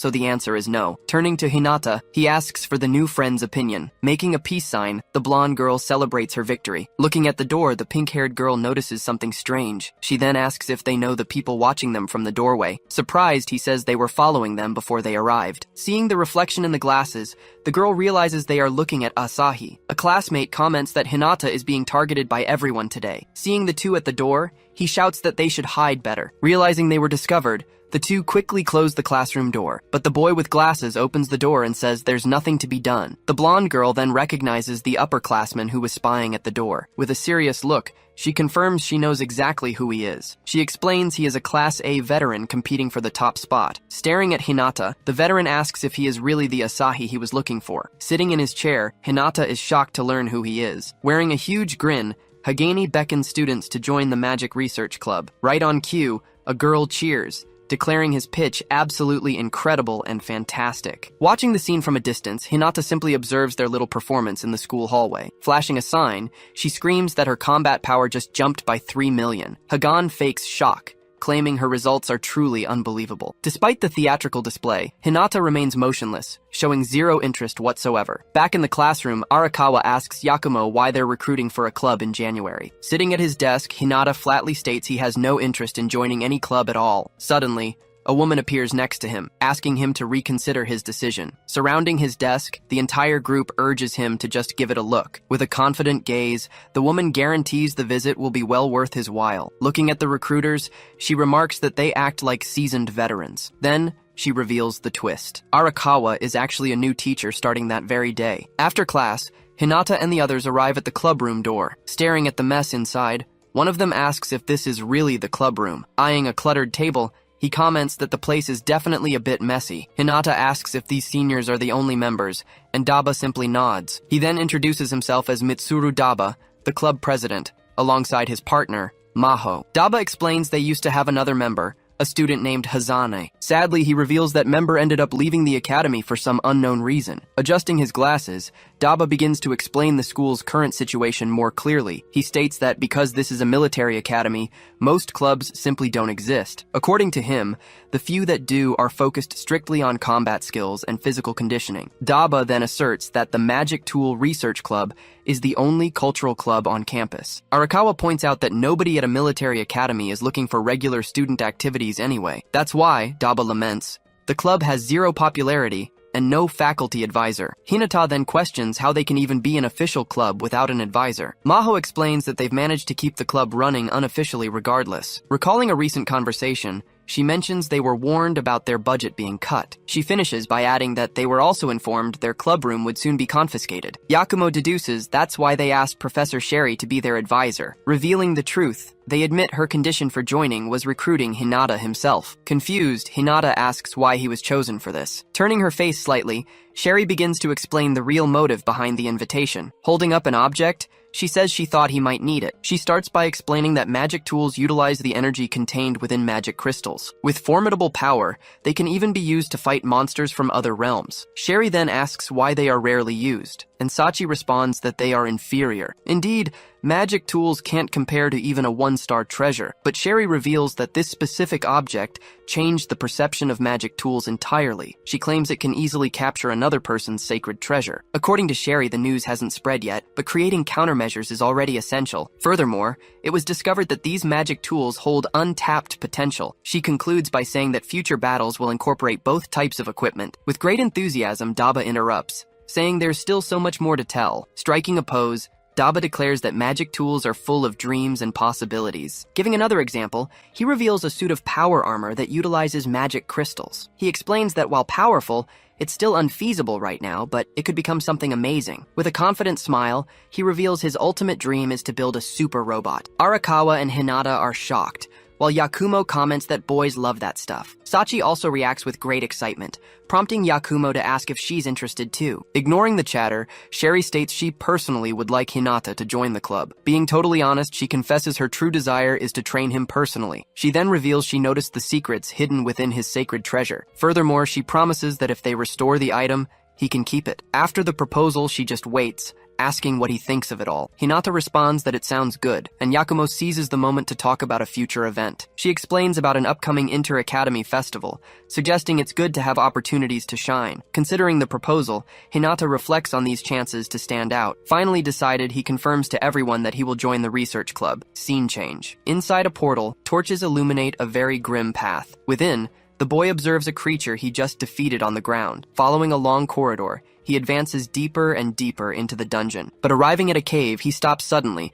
noticing a new problem. Hesitating for a moment, he observes the threat awaiting him just ahead. Emerging from the shadows, two gigantic monsters completely block his path. With furious glares, the two creatures prepare for the coming combat. Adopting a fighting stance, he readies himself to face the two guardians alone. Then, the horse-headed monster charges in his direction with immense speed. Leaping towards the enemy, he concentrates all his strength into a single strike. He lands a powerful blow squarely on the giant creature's chest. Realizing his attack had no effect, He's surprised by the monster's resistance. The creature raises its hand to effortlessly crush him against the ground. Suddenly, a mysterious figure intercepts the blow, saving the boy at the last second. Counterattacking, the newcomer lands a devastating hit on the creature's head. Using the monster's body as leverage, he prepares for the next attack. He then unleashes another powerful blow, aiming directly at the giant creature's chest. Even taking the hit, the monster just bares its teeth without taking a single step back. Confused, he wonders why his attack isn't working properly. Suddenly, the bull-headed monster attacks its own companion with its axe. Paralyzed by surprise, he just watches the unexpected fight that started right in front of him. Looking up, he follows the scene, shocked by the creature's betrayal. Scene change. Hinata complains that his attack power is still too low. He also laments that his suit's stamina consumption is way too high. Someone approaches and comments that he seems to be having a lot of trouble. Sitting nearby, Kari says he's improved but still has a long way to go. Revealing the solution, she tells him the answer is to develop a special move. Sitting on the floor, Hinata asks what these special techniques actually are. She explains the new suit is strong, but only against opponents who take damage. Kaori warns that against highly durable enemies,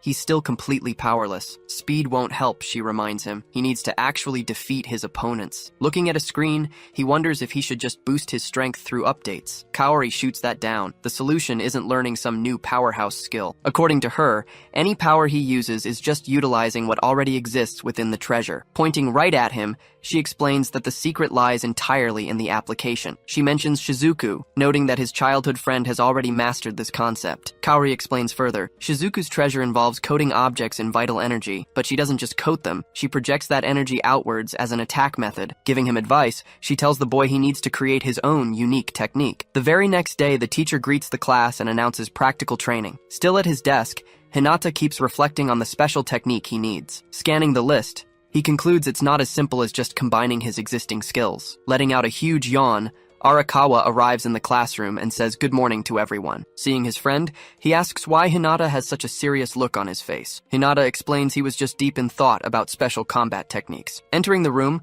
Professor Daba warns them that class is about to start. He then announces that an exchange festival will be held at the end of the month. According to the professor, the official purpose of the event is to verify their progress, but he reveals that in reality, it's a festival for the public to enjoy. He adds that the event will be held at the Sphere Dome and will have outside visitors. Arakawa complains, saying they'll just be a spectacle for everyone's entertainment. Raising his hand, Hinata asks exactly what they'll be doing at the event. The professor praises the question and asks Professor Sherry to explain the details. Signaling for attention, Sherry informs them the festival will have two main events for everyone. She explains there will be optional individual fights and team battles for the clubs. Having another doubt, Arakawa raises his hand to ask about the festival rules. To wrap up, Sherry says that the special rules will only be revealed on the day of the event. Questioning the teacher, a female student asks if the event isn't too dangerous. The professor explains that a medical team from an S-class guild will be present. After class, everyone gathers in the new research club room. Daba announces they'll start preparing for the festival immediately. Excited by the news,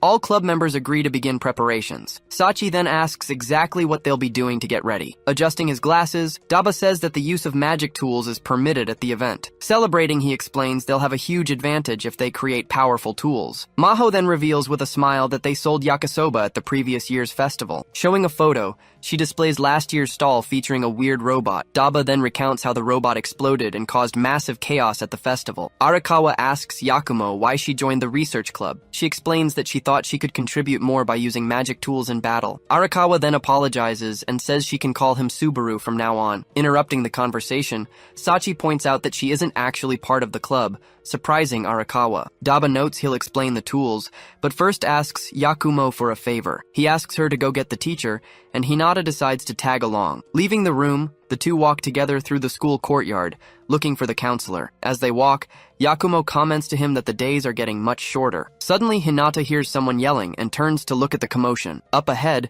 a female student is screaming at another girl who is on the ground, apologizing. Observing the scene, Yakumo realizes those students seem to be from another school. Fallen on the ground, the girl just keeps gathering the papers that were scattered. At that, one of the boys says she shouldn't have volunteered if she was just going to get in the way. Without saying a word, the other student in the group simply turns his back and walks away. Announcing that he's going ahead, he leaves the two girls behind without even glancing back. The bully girl yells for her colleague to hurry up and stop stalling. Watching the scene, the remaining guy gets irritated while the girl on the ground apologizes repeatedly. Pulling at his own collar, He clicks his tongue, totally out of patience with the situation. Then, he shoves her head forcefully down onto the papers on the ground. Shocked by the scene, Hinata and Yakumo watch the assault in disbelief. When the bully girl questions if kicking her isn't taking it too far, she hears him order her to shut up. Without pausing, he approaches and yanks the victim's braid with tremendous force. Continuing to pull, he complains that his reputation could tank because of this. He accuses her of being a Class D nobody meddling where she doesn't belong. At that, the other girl reveals with a smirk that she was the one who knocked her down. Still holding her hair, he asks if she can just give up on organizing the event. Hesitating for an instant, the victim just remains silent, not knowing how to respond. He throws her back onto the ground, asking if she really wants the points that badly. Readying his foot to kick her, he orders the girl to gather all the scattered papers. Suddenly, Hinata grabs him by the hair and shouts for him to pick them up himself. With a quick movement, he slams the aggressor's head forcefully into the ground.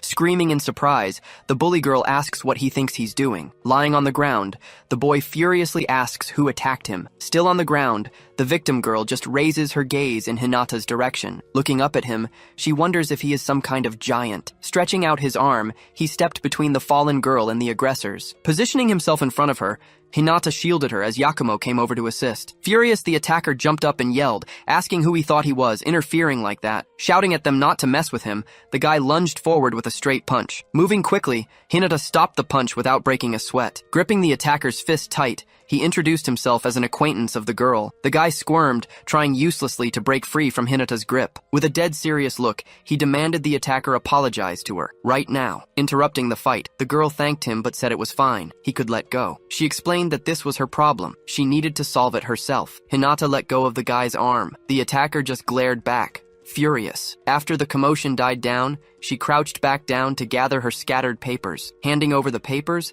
the bully told her to take them and get lost. As he walked away, he warned Hinata that he'd remember his face. Watching the group leave, Hinata asked if she was sure she'd be okay. Still confused, Hinata asked why she had been talking about points earlier. The girl thanked him, saying he was still just as fair as he'd always been. Yakumo asked if she had also enrolled in the VA military academy. Curious, she asked how Hinata knew the girl. He explained they were just old acquaintances, kind of like him and Shizuku. Taking in that news, the girl realized Shizuku was also at the VA academy. Smiling, she wondered if her friend was still working hard. Grabbing his hand, she said she needed to go take care of some things. Saying goodbye, she told them they'd meet again at the exchange festival. Back in the club room, Sherry said she understood what the commotion was about. Annoyed, she asked if he at least beat them up properly. Daba explained they were from Odin Academy, which was famous for its point system. Sherry detailed how their classes changed based on point fluctuation. She concluded that because of this system, their students were much harder workers. Rubbing her temples, Sherry lamented the situation, but seemed to have an idea. Sherry explained that Odin Academy students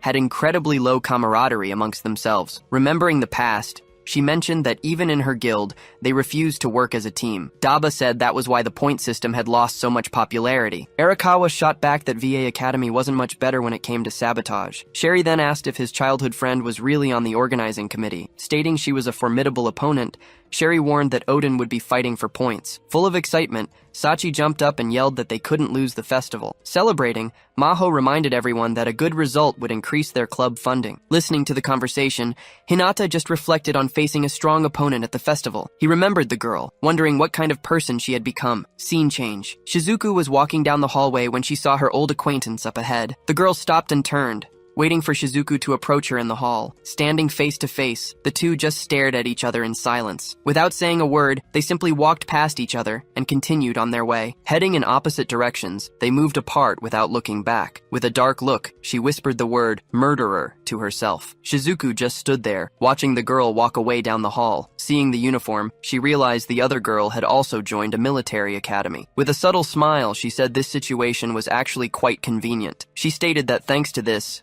she felt secure in her own sense of justice. Cutting to the meeting room, the door suddenly opened in front of them. Arriving in the room, the girl apologized to everyone for being so late. The bully yelled at her, asking how she dared to humiliate him like that earlier. Ignoring the question, she just asked if the meeting had started yet. A colleague noted that not everyone had arrived, so they had to wait a bit. Irritated by being ignored, the bully advanced to attack her with a strike, but she turned and blocked his blow with agility before it could connect. Bracing her hand against the wall, she stopped his attack with ease. With a quick movement, she threw him over her shoulder, slamming him onto the floor. Dusting off her hands, She asked if he was the one who had kicked her earlier. With the attacker on the floor, she said that was an eye for an eye. Witnessing the scene, the other girl stood completely paralyzed, unable to react. The colleague asked if the charade was finally over, and she just confirmed it. He thought it was weird that someone like her, who could dodge anything, would just trip. She revealed it was because someone she wanted to meet had passed by right at that moment. Smiling, she said the situation changes when it's someone interesting. She confessed that Hinata had surprised her, being very strong and cool back there. The other girl asked what was going on. She thought this girl was Class D. The guy explained she was a transfer student and started with 0 points in the class. Revealing the truth, he said her name was Takamine Rin, former Class A student. Over in the artifact measurement room, a speed test begins. Watching the trial, Sachi, Yakumo, and Arakawa are completely shocked by what they see. Sprinting at high speed, clones of the test subject appear all over the training room. Sherry yells for him to stop, and Sachi comments on the shift in power. Exhausted and gasping for air, Hinata leans on his knees after finishing the speed test. Without giving him time to rest, Sherry calls him for the next test. She asks for full power, but without using his one-time move. Preparing the attack, he focuses while activating the mark on his fist. With a clenched fist, energy concentrates for the most powerful strike possible. Activating his suit, he readies himself to unleash a blow with all his might. He then smashes the power measurement machine squarely with one hit. Right then, the electronic scoreboard displays the number 1258. Analyzing the result, Sherry says that with this power, he could defeat a D4 enemy. Looking at the tablet, she states that the performance of his sacred artifact is clear. Sherry then reveals that his artifact is equivalent to a 3-star rank. Yakumo shouts that his artifact should be at least 4 stars. Sherry explains that even with the speed, the ranking remains 3 stars. Reflecting on this, Arakawa is surprised that it's the same rank as his own. He mentions that the evaluation seems to be significantly underestimating Hinata's power. Sachi counters that the evaluation is fair, and Yakumo asks if she would beat him. With a serious look, Sachi admits that if she fought him right now, she would lose. She then adds that the artifacts aren't meant for fighting against herself after all. Sherry explains that the purpose of the artifacts is to prevent disasters from other realms. According to her, what matters is effectiveness against creatures, not humans. She points to a lack of stamina and power as the reasons for the low rating. Even so, Sherry claims that rank doesn't mean much for that specific artifact. Then, she asks if the suit drains his stamina as compensation for the power. Sherry advises him to focus on building more basic physical stamina. She reminds him this will help prevent what happened last time. Thinking about it, Hinata agrees that without basic stamina, he'll get knocked out easily. Having said that, Sherry turns to him with a new training plan. Ordering him to run 5,000 laps, she watches him start the workout. Stopping his run, he mentions he'd like to discuss something before continuing. He reveals he's having trouble creating his special final move. Sherry explains that an artifact's techniques apply its inherent properties. Analyzing his case, she suggests applying the technique of his charged strike. Hinata asks if she's referring to the Fist of Fury ability. He says it's a skill of the suit and questions how he could apply it. Reading the description, he sees that the power is channeled into a single strike. Suddenly, he pauses for a second, looking like he just had a great idea. Switching to a training portal, Shizuku practices in a forest with her sword. With eyes closed, she concentrates on sensing the environment around her. Without even looking, she attacks a monster, trying to surprise her from behind. She tells herself she needs to sense enemies faster without using sight. Closing her eyes again, she prepares to focus all her concentration. Recalling the past, she hears various voices calling her trash and disgusting. In a dark memory, she sees a figure telling her to simply disappear. Back in the present, the accusation of being a murderer echoes in her mind again. Eyes shut tight, she tries to ignore the memories, but they keep coming back. Suddenly, an explosion snaps her out of her thoughts and brings her back. A colleague approaches and mentions she seems pretty distracted lately. Turning around, she sees Snake Jima and just says his name aloud. He invites her out on a date, but she immediately rejects the offer. Telling him he's not her type, she leaves him standing there stunned. He then suggests she join the group match at the festival. According to him, Chloe is anxious to fight someone who will also be participating. With a confident look, he says he thinks it's a very good idea. Remembering the past, he notes that in certain situations, people attack one another. Handing over the paper, he states that being good at interpersonal combat is important. Reflecting on the advice, she thinks about the importance of interpersonal combat. Making a decision, she takes the pen and signs the registration form. Looking at the clipboard, she concludes that meeting the girl wasn't a coincidence. Handing in the registration, she says she accepts the challenge to participate in the competition. Turning to leave, she warns that if she's entering, it's to win. With a satisfied smile, Snake Jima says he got her message. He then suggests the two of them aim for victory together at the upcoming festival. Back at the portal, torches illuminate the walls of a dark dungeon. Screaming in pain, the bull monster stumbles backward after being hit. Standing before it, the warrior prepares for the next attack. Seeing its fallen companion, the monster advances to avenge its defeat. With an exhausted body, the gasping boy tries to recover from the battle. Coughing and out of breath, he leans on his hands to keep from fainting. Panting, he realizes his risky attempt finally worked. Even exhausted, he says with a smile that he managed to complete his mission. With both monsters defeated, he celebrates the success of his new final strike. On the day before the festival, preparations for the event are still going full steam ahead. Walking through the venue, Arakawa comments that the atmosphere is already getting pretty festive. From afar, the rest of the group calls for them to join them at the stall. Yakumo praises the spot. She says it's incredible and really close to the main event. Sherry then reveals she used some connections to secure that strategic location. Looking around for someone, Daba asks where Sachi is, as he doesn't see her nearby. Arakawa reminds him that she isn't in the club. She's probably just focused on enjoying the food. With a serious tone, Sherry reminds everyone that tomorrow is the exchange festival. She explains that the 3 academies will be joining up, and the rules have already been distributed. Showing an artifact, she says the teams need to collect crystals to score points. In 1 hour, the team that defeats the most monsters and has the highest score wins. Yakumo asks if there will be interference from other teams. Sherry confirms that there will be, showing off some bracelets. She says the representatives of each team will wear these artifacts. She explains these artifacts increase weight by up to 30 kilograms each. Showing 2 balls, she says the other members will attach them to their bodies. Using a diagram, she explains that every destroyed ball increases the weight by 5 kilograms. Surprised? Arakawa shouts that if that happens, the representative won't even be able to move. She then finishes by saying that if both balls are destroyed, the player is disqualified. Analyzing the rules, Daba concludes that focusing on other players is a good option. Maho notes that if the representative doesn't protect the main load, the whole game ends. Sherry then says that to prevent this, the representative must be the strongest one. With the rules explained, Daba looks at the students to make a decision. With a serious look, he asks who among them will be the team's representative. Now on the day of the festival, a huge crowd gathers for the big event. With a microphone, a reporter announces the start of the military exchange festival. She explains that due to its popularity, tickets are now distributed by lottery. The incredibly high lottery rate shows just how popular the event has become. Inside the arena, the packed audience waits to see which academy will emerge victorious. Attaching the balls, Yakumo prepares for the upcoming competition. Turning to her colleagues, she asks if the 2 of them are ready to start. Striking a pose, Hinata and Arakawa respond that they are totally ready for the festival. Arakawa then asks Maho if she's sure she doesn't want to participate in the competition. Giving a thumbs up, she says her artifact isn't suitable for survival games. With 2 spatulas in hand, she shouts that she'll focus on making money for the club. Maho then reassures everyone,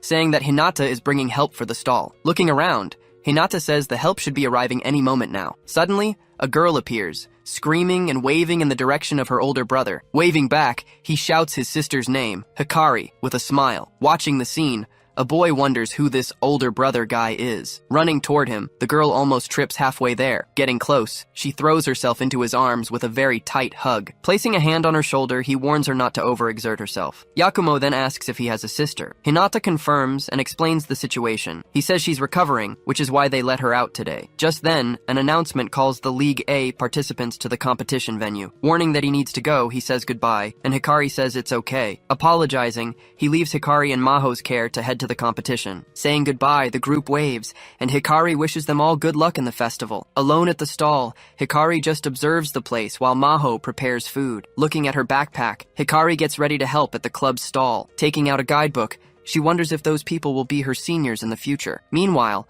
the Thor Academy team walks together through the festival venue. Further back, the Valkyria Academy team is also approaching the competition site. Passing them by, the Odin Academy team moves straight ahead without looking back. With a determined look, Shizuku stares down her opponents as she passes them on the path. Seeing the group, Hinata just murmurs Daba's name while watching the scene. Shizuku then asks if he joined the Artifact Research Club. At that moment, one of her team members stares intently in Hinata's direction. Showing no emotion, Snakejima just stares at the group from afar with a serious look. Hinata then asks if Shizuku is also going to participate in the festival's team battle. Shizuku asserts that if she's participating, she definitely plans to win the competition. Shrugging, he says that today is a festival, and everyone should just have fun. Arakawa and Yakumo shout that they are aiming for victory and won't lose no matter what. Reflecting on that declaration, Shizuku just turns her back and starts walking away. She then says she feels sorry for their team for having a burden to carry. Irritated, Arakawa shouts that it isn't true, and that they will prove the opposite. Daba then says that group battles also test the trust between teammates. With a smile, he states he believes his students will show their true strength. Shizuku just ignores him, saying his thinking is completely foolish and naive. To her, the only thing that matters is strength that won't hinder the team. Already on stage, Sherry gets everyone's attention, and the audience comments about her. Looking at the crowd, she asks if everyone is ready for the big event. She reminds everyone that even though it's a festival, the portal is a dangerous place. Moving on, she says that in emergencies, everyone can count on the guild. Finally, she warns that the bosses have been neutralized, but forbids destroying the core. Announcing the time limit, she forbids combat between students in the first 10 minutes. Furthermore, she forbids killing and warns that serious injuries result in disqualification. With everything ready, the Odin Academy team just awaits the start signal. Giving a smile, Sherry finally prepares to kick off the great team competition. At the signal, the teams rush into the portal, starting the great battle. Stepping through the portal, the group arrived in the forest of giant trees. Deep within the woods, Hinata flew straight toward a monster. Closing in, he grabbed the creature from behind in midair. With a precise strike, he hit the monster, sending it plummeting down. Seeing the creature defeated, the other students just watched the scene unfold. Back on the ground, Akane praised Hinata, telling him his suit was incredible. He commented that the downside was the high level of exhaustion. Takayuki noted he was doing better, and Hinata said it was thanks to Sherry. Ginji asked Hinata about the situation, and he told them to stay sharp. Checking a device, Ginji warned that team interference would be possible soon. He confirmed, saying the key was avoiding the enemy while collecting crystals. Walking along the trail, one of them hoped nothing bad would happen. Suddenly, Akane stopped walking and stared intensely at the path ahead. Hinata noticed something too and peered down the path. Raising his arm, he signaled the rest of the group to stop immediately. Scanning the forest, Hinata said it looked like things wouldn't be easy. Hidden among the trees, 2 students from another team prepared an ambush. Changing scenes, Akane's crystal was shown being destroyed on the monitors. In the control room, Sherry lamented, saying she had warned about long-range shots. Shio commented that the shooter must possess a very powerful treasure. Agreeing with him,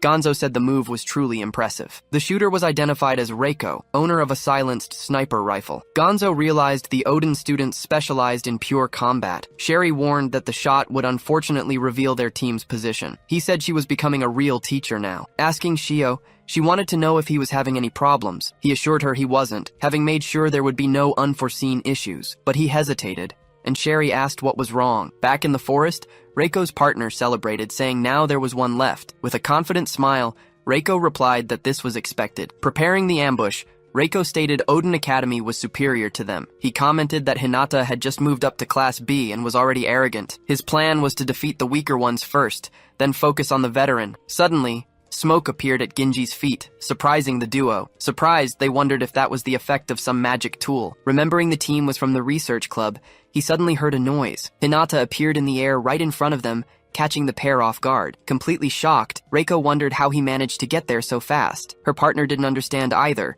questioning how he appeared suddenly. Giving no time to react, Hinata kicked the boy's weapon, breaking it. As the pair fell, he landed on a nearby tree branch. To save himself from the fall, the boy launched a grappling hook at a tree. He grabbed Reiko by the waist, managing to save them both from free fall. Seeing them flee, Hinata yelled that he wouldn't let them escape. He jumped from the branch and started chasing the pair through the forest. Focused on the chase, Hinata prepared to intercept the 2 students ahead. Landing with impact, he blocked the path of the fleeing duo. With a confident smile, the boy asked if he finally realized it was a trap. He explained that he barely missed cutting his suit completely. Caught between the wires, Hinata heard that he wouldn't be able to move freely there. Showing his glove, the boy revealed his 3-star treasure, the Millennial Territory. Warning him not to move, he said Hinata would end up getting hurt. Seeing the chance, the partner gave the order for Reiko to shoot immediately. Arriving suddenly, Takayuki cut the wires binding his teammate. He asked the pair if they had already forgotten about them. Ginji appeared right after, pointing his weapon at the enemy duo. To dodge the shots,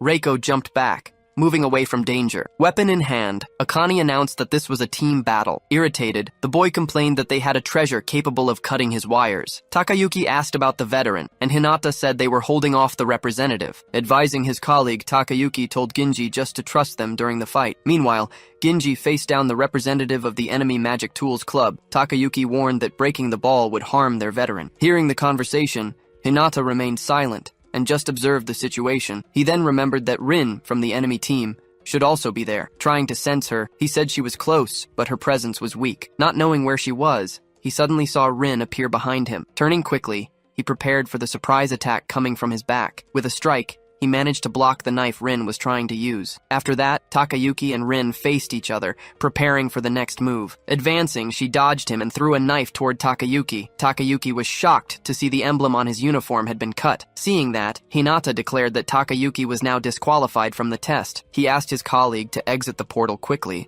so as not to get involved further. Holding the knife, Rin apologized to Hinata for what just happened. After eliminating Takayuki, she simply stood still in the same place as before. Holding the knife, she said, "That's just how it is, since it's a competition." Hinata drops into a combat stance, ready to face Rin in the clearing. From a distance, Akane shouts a warning and throws a device toward them. The cylindrical object hits the grass, rolling briefly before finally stopping. Suddenly, it releases a thick smoke screen, covering the entire location. Engulfed in smoke, Hinata covers his mouth to avoid breathing the gas. On the other side, Rin watches the smoke spread with a serious expression. The other two enemy students are also caught in the fog. Seizing the chance, Hinata leaps onto a tree branch where Akane is waiting. Saying he'll carry her, he scoops her up for an escape. Carrying the girl on his shoulders, he bolts at high speed. When asked if he's fleeing, he says he's just maintaining distance for now. He comments that without Subaru, the wire treasure is useless to him. Admitting his error, he says he was careless and shouldn't have attacked. Then he wonders how Rin got so close without being noticed. Complimenting him, Rin says he sensed her even though she suppressed her presence. Asking about the knife, he learns it's just a standard military item. Shocked, he says the knife can't cut the uniform. It's only meant to break the ball. He then questions when she managed to get so close to them. Revealing she was always there, she says they were the ones who approached her. Her partners ask if she won't chase the fleeing group. Looking up, she replies that it doesn't matter if they don't go after them. Far away, Hinata keeps running full tilt with Akane on his back. Suddenly, he notices something flying straight at them at high speed. Taking a direct hit, he is intercepted by a bizarre teddy bear. Maintaining focus, he looks back while still carrying the girl. Landing on the ground, he stomps hard on the teddy bear that attacked him. With the bear defeated, he braces for the next threat appearing. Losing his balance slightly, he manages to stay upright after the rough landing. Setting Akane down, he spots other students on a tree branch above. On the branch, Chloe and Akiko observe the scene with another purple bear. Standing in the clearing, Hinata and Akane watch the new enemies approaching. Walking through the forest, Shizuku and Snakejima find traces of the previous battle. She questions if they understand what a team battle really is. When asked about her target, Shizuku reveals she is looking for Hinata Asahi. Her partner asks if there's an issue between her and Hinata. She answers no, but that he needs to learn a very important lesson. With a serious expression, she says Hinata has forgotten their goal. She reminds him that a single defeat means losing absolutely everything on their path. According to her, if he continues like this, he will surely end up dying soon. She ends by saying that the weak should stick together with others of their kind. Overhearing the conversation, Rin agrees that a single defeat really costs everything. She stares at Shizuku, asking why she is still alive. Turning, Rin says it's because Shizuku uses anyone to survive. Raising her hand, Shizuku orders the girl not to come closer. With a smile, she says that might be true, but accuses Rin of being exactly the same. Hearing the accusations, Rin just stares at Shizuku with a dead serious expression. Shizuku continues, saying Rin couldn't do anything and just blames others. Faced with the provocation, Rin gets furious and prepares to attack with everything. She charges toward Shizuku, knife in hand. Wielding her sword, Shizuku prepares to receive her rival's attack. Spinning her body, she unleashes a wide strike with her sword at her opponent. Leaping over it,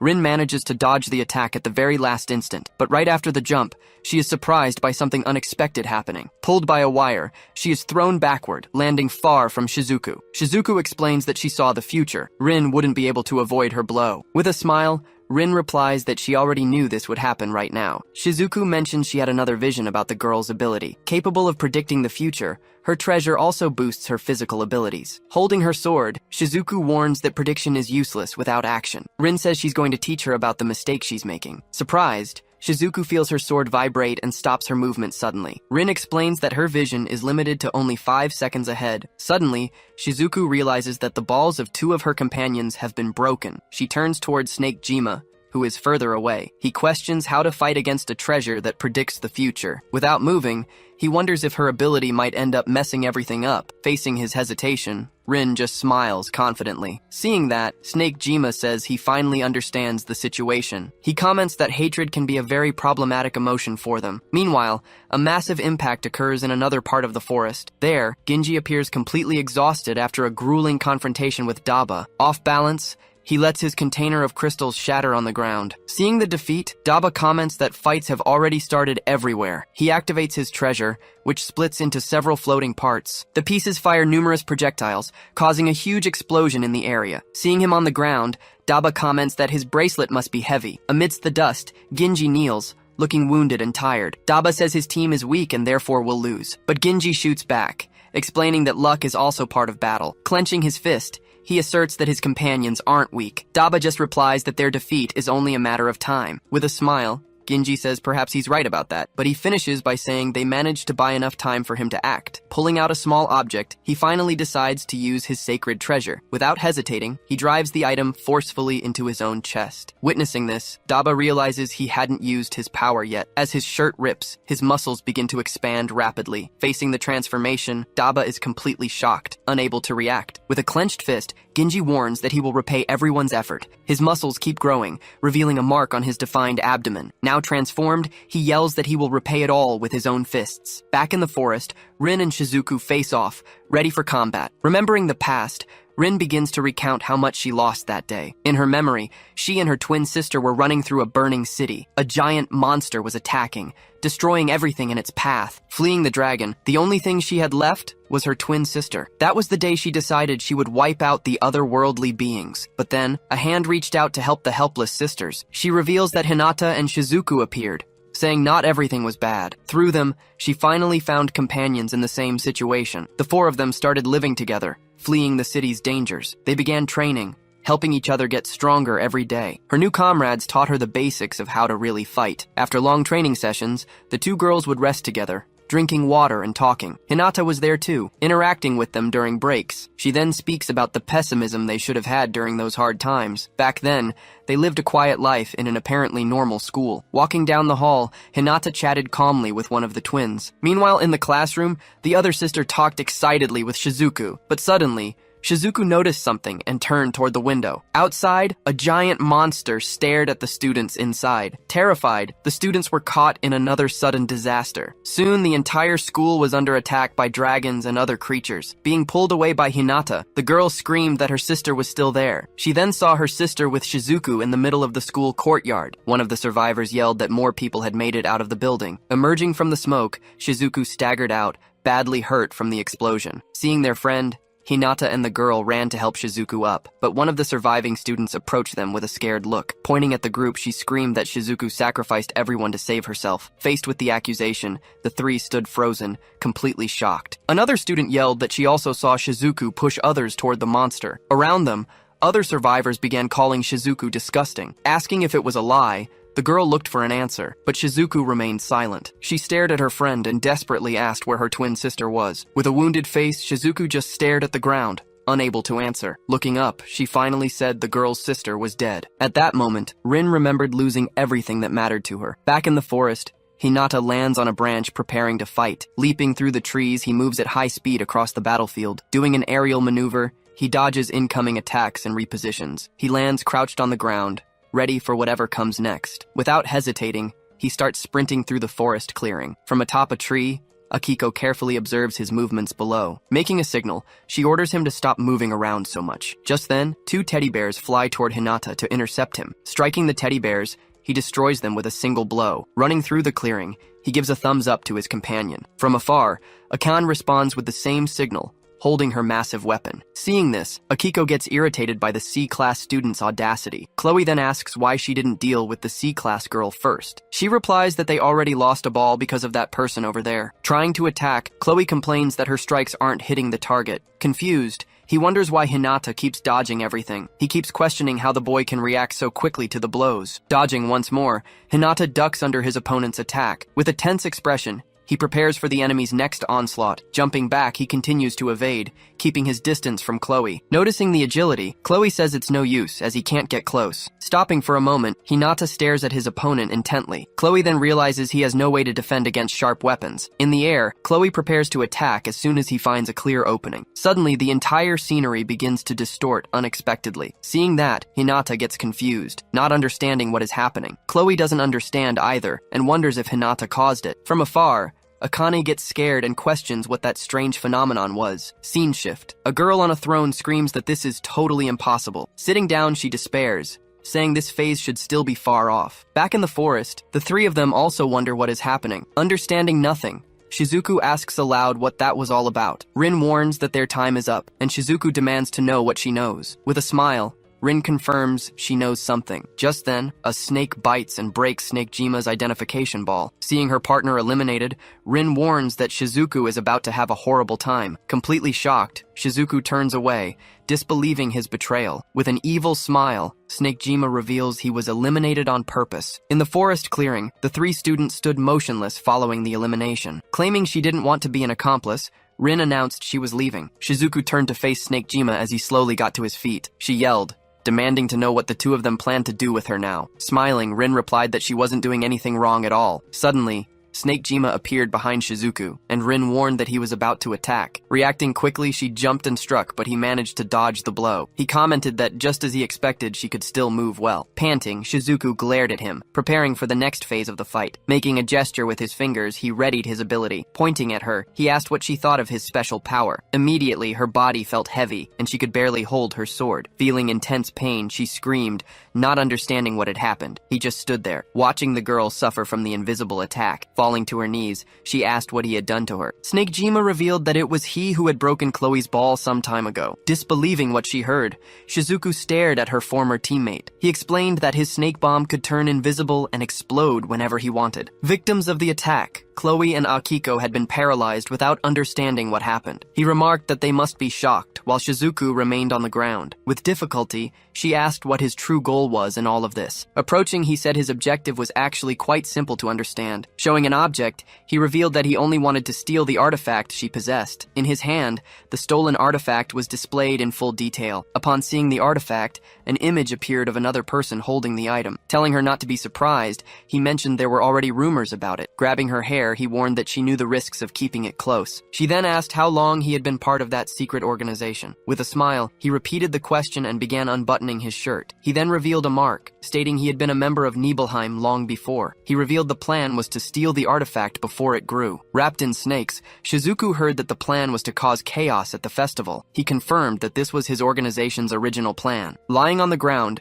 Shizuku stared at them both, unsure what to do now. Rin claimed she was different, as she had nothing to do with the plan. She said she was just a victim who was going to abandon Shizuku and flee the scene. With a look of hatred, she said she would do the same thing Shizuku had done. Rin then warned her not to expect any help from the others outside. Scene change. A monster outbreak occurred at the cultural festival grounds. One of the monsters broke the barrier, and one of the masters screamed in despair. On the phone, Shio yelled that the team event was totally cancelled. Beside him, Sherry commented that this was the first time something like this had happened. Looking closely, she said that if she wasn't mistaken, something had changed there. She realized the D-class portal had transformed into a higher level one. Shio shouted that it was impossible, having never heard of such a thing. On stage, a werewolf attacked Shio, who braced himself for the fight. Sherry told him to evacuate, but he said he was going to help. Running, she advanced while Shio was thrown far by the werewolf. In front of her, a flying monster emerged, trying to attack by surprise. From the side, Gonzo appeared and hit the monster, saving her life. He shouted for her to go, saying he would provide support at the scene. Thanking him,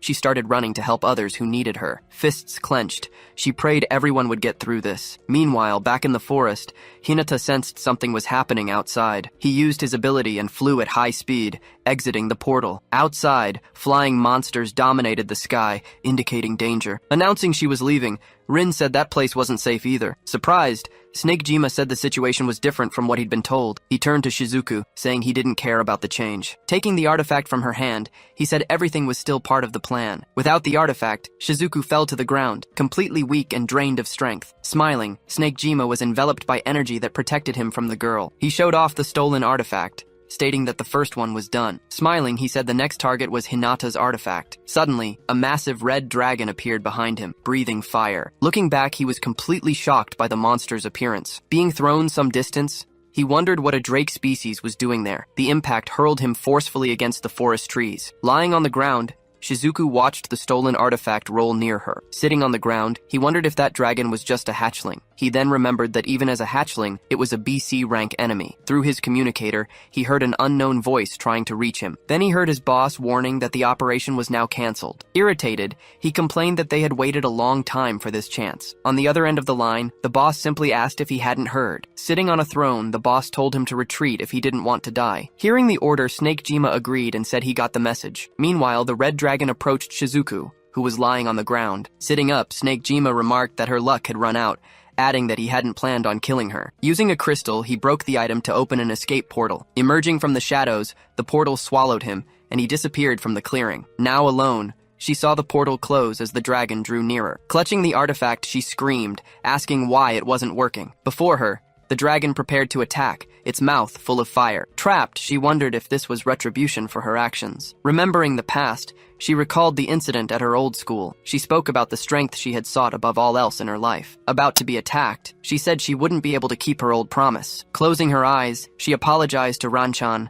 accepting her final fate. But suddenly, Hinata appeared and landed a direct hit on the dragon's face. Standing before Shizuku, he prepared to face the creature alone now. Leaping over the dragon, Hinata flies in to protect Shizuku. Landing in front of her, he asks why she's still here. A small creature pops up from his shoulder, and he shouts its name. Shizuku recognizes it as Anko's stuffed animal. He explains it was given to him to locate her. Looking at his shoulder, she asks where Chloe and the others are. Elsewhere, a stone golem stares down at the group from a tree. The boy in red asks what's happening. Akane realizes these are enemies from B-class portals. The boy says it's dangerous and they need to run. Getting his attention, Chloe prepares to give an important order.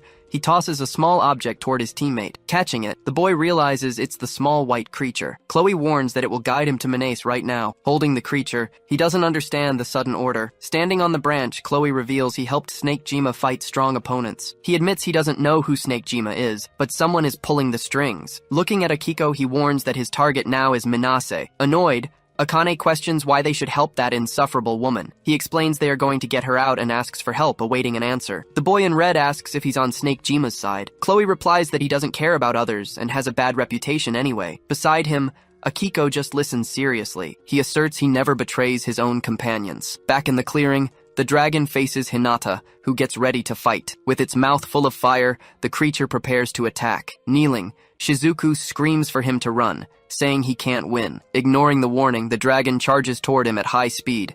Hinata plants his foot, bracing for the attack. Holding the dragon, he yells while trying to push it away. Straining hard, he keeps yelling, trying to protect his fallen friend. Shizuku screams for him to run again, asking if he's an idiot, but he warns that he won't run, even at the risk of dying. He says he always regretted what happened in the past between them. Remembering that day, he says she sought strength since that incident. Desperate, she yells that yes, this is the result of it all. She keeps screaming, saying she even treated him cruelly. In memory, her desk appeared covered in heavy insults. In the hallway, others excluded her, telling her to disappear. Screaming, she says she always thought he was a pain in the neck, but he interrupts, asking her to stop talking about that. With his head down, he says it doesn't matter what they say about her. Lifting the dragon, he asserts that none of that truly matters to him. Shizuku is stunned, just watching him fight. Yelling with all his might, he starts saying what Shizuku means to him. In a flashback, he was bullied at school while she passed nearby without a word. He declares that she always was and always will be a special person. In the library, she watched him study from afar. Fighting, he always showed himself to be someone who cared about others. Hidden, she watched him train against forest monsters. Planting his leg down, he says she is just a person. Flying, he lands a fire blow straight to the dragon's face, leaving a trail of fire on the ground. He finishes the sentence, shouting that she is a good person. Seeing his determination, Shizuku just watches, completely surprised. She keeps looking at him, processing everything. Sitting on the ground, she picks up the artifact left behind. Holding the object, she seems to have finally made a decision. With a clenched fist, he prepares to continue the fight. He advances, dodging fire and getting closer to the giant creature. Hand glowing, he readies a powerful blow. Punching the ground, he uses the impact to propel himself upward, but the dragon's tail hits him square, throwing him far away. The blow is so strong his blood sprays on impact. Thrown against rocks, he causes a small explosion. Landing on the ground, he feels the pain of the blow. He says his attacks still aren't working like they should. His feet start to glow, indicating a new technique. Activating the ability, He says he's going to use the concept of ration now. His feet plant with more force than before. The dragon advances, but a bolt of energy hits the ground near it. Several bolts start falling, striking the entire area around the creature. His bare feet grip the ground as energy flows through his body. Releasing the accumulated energy,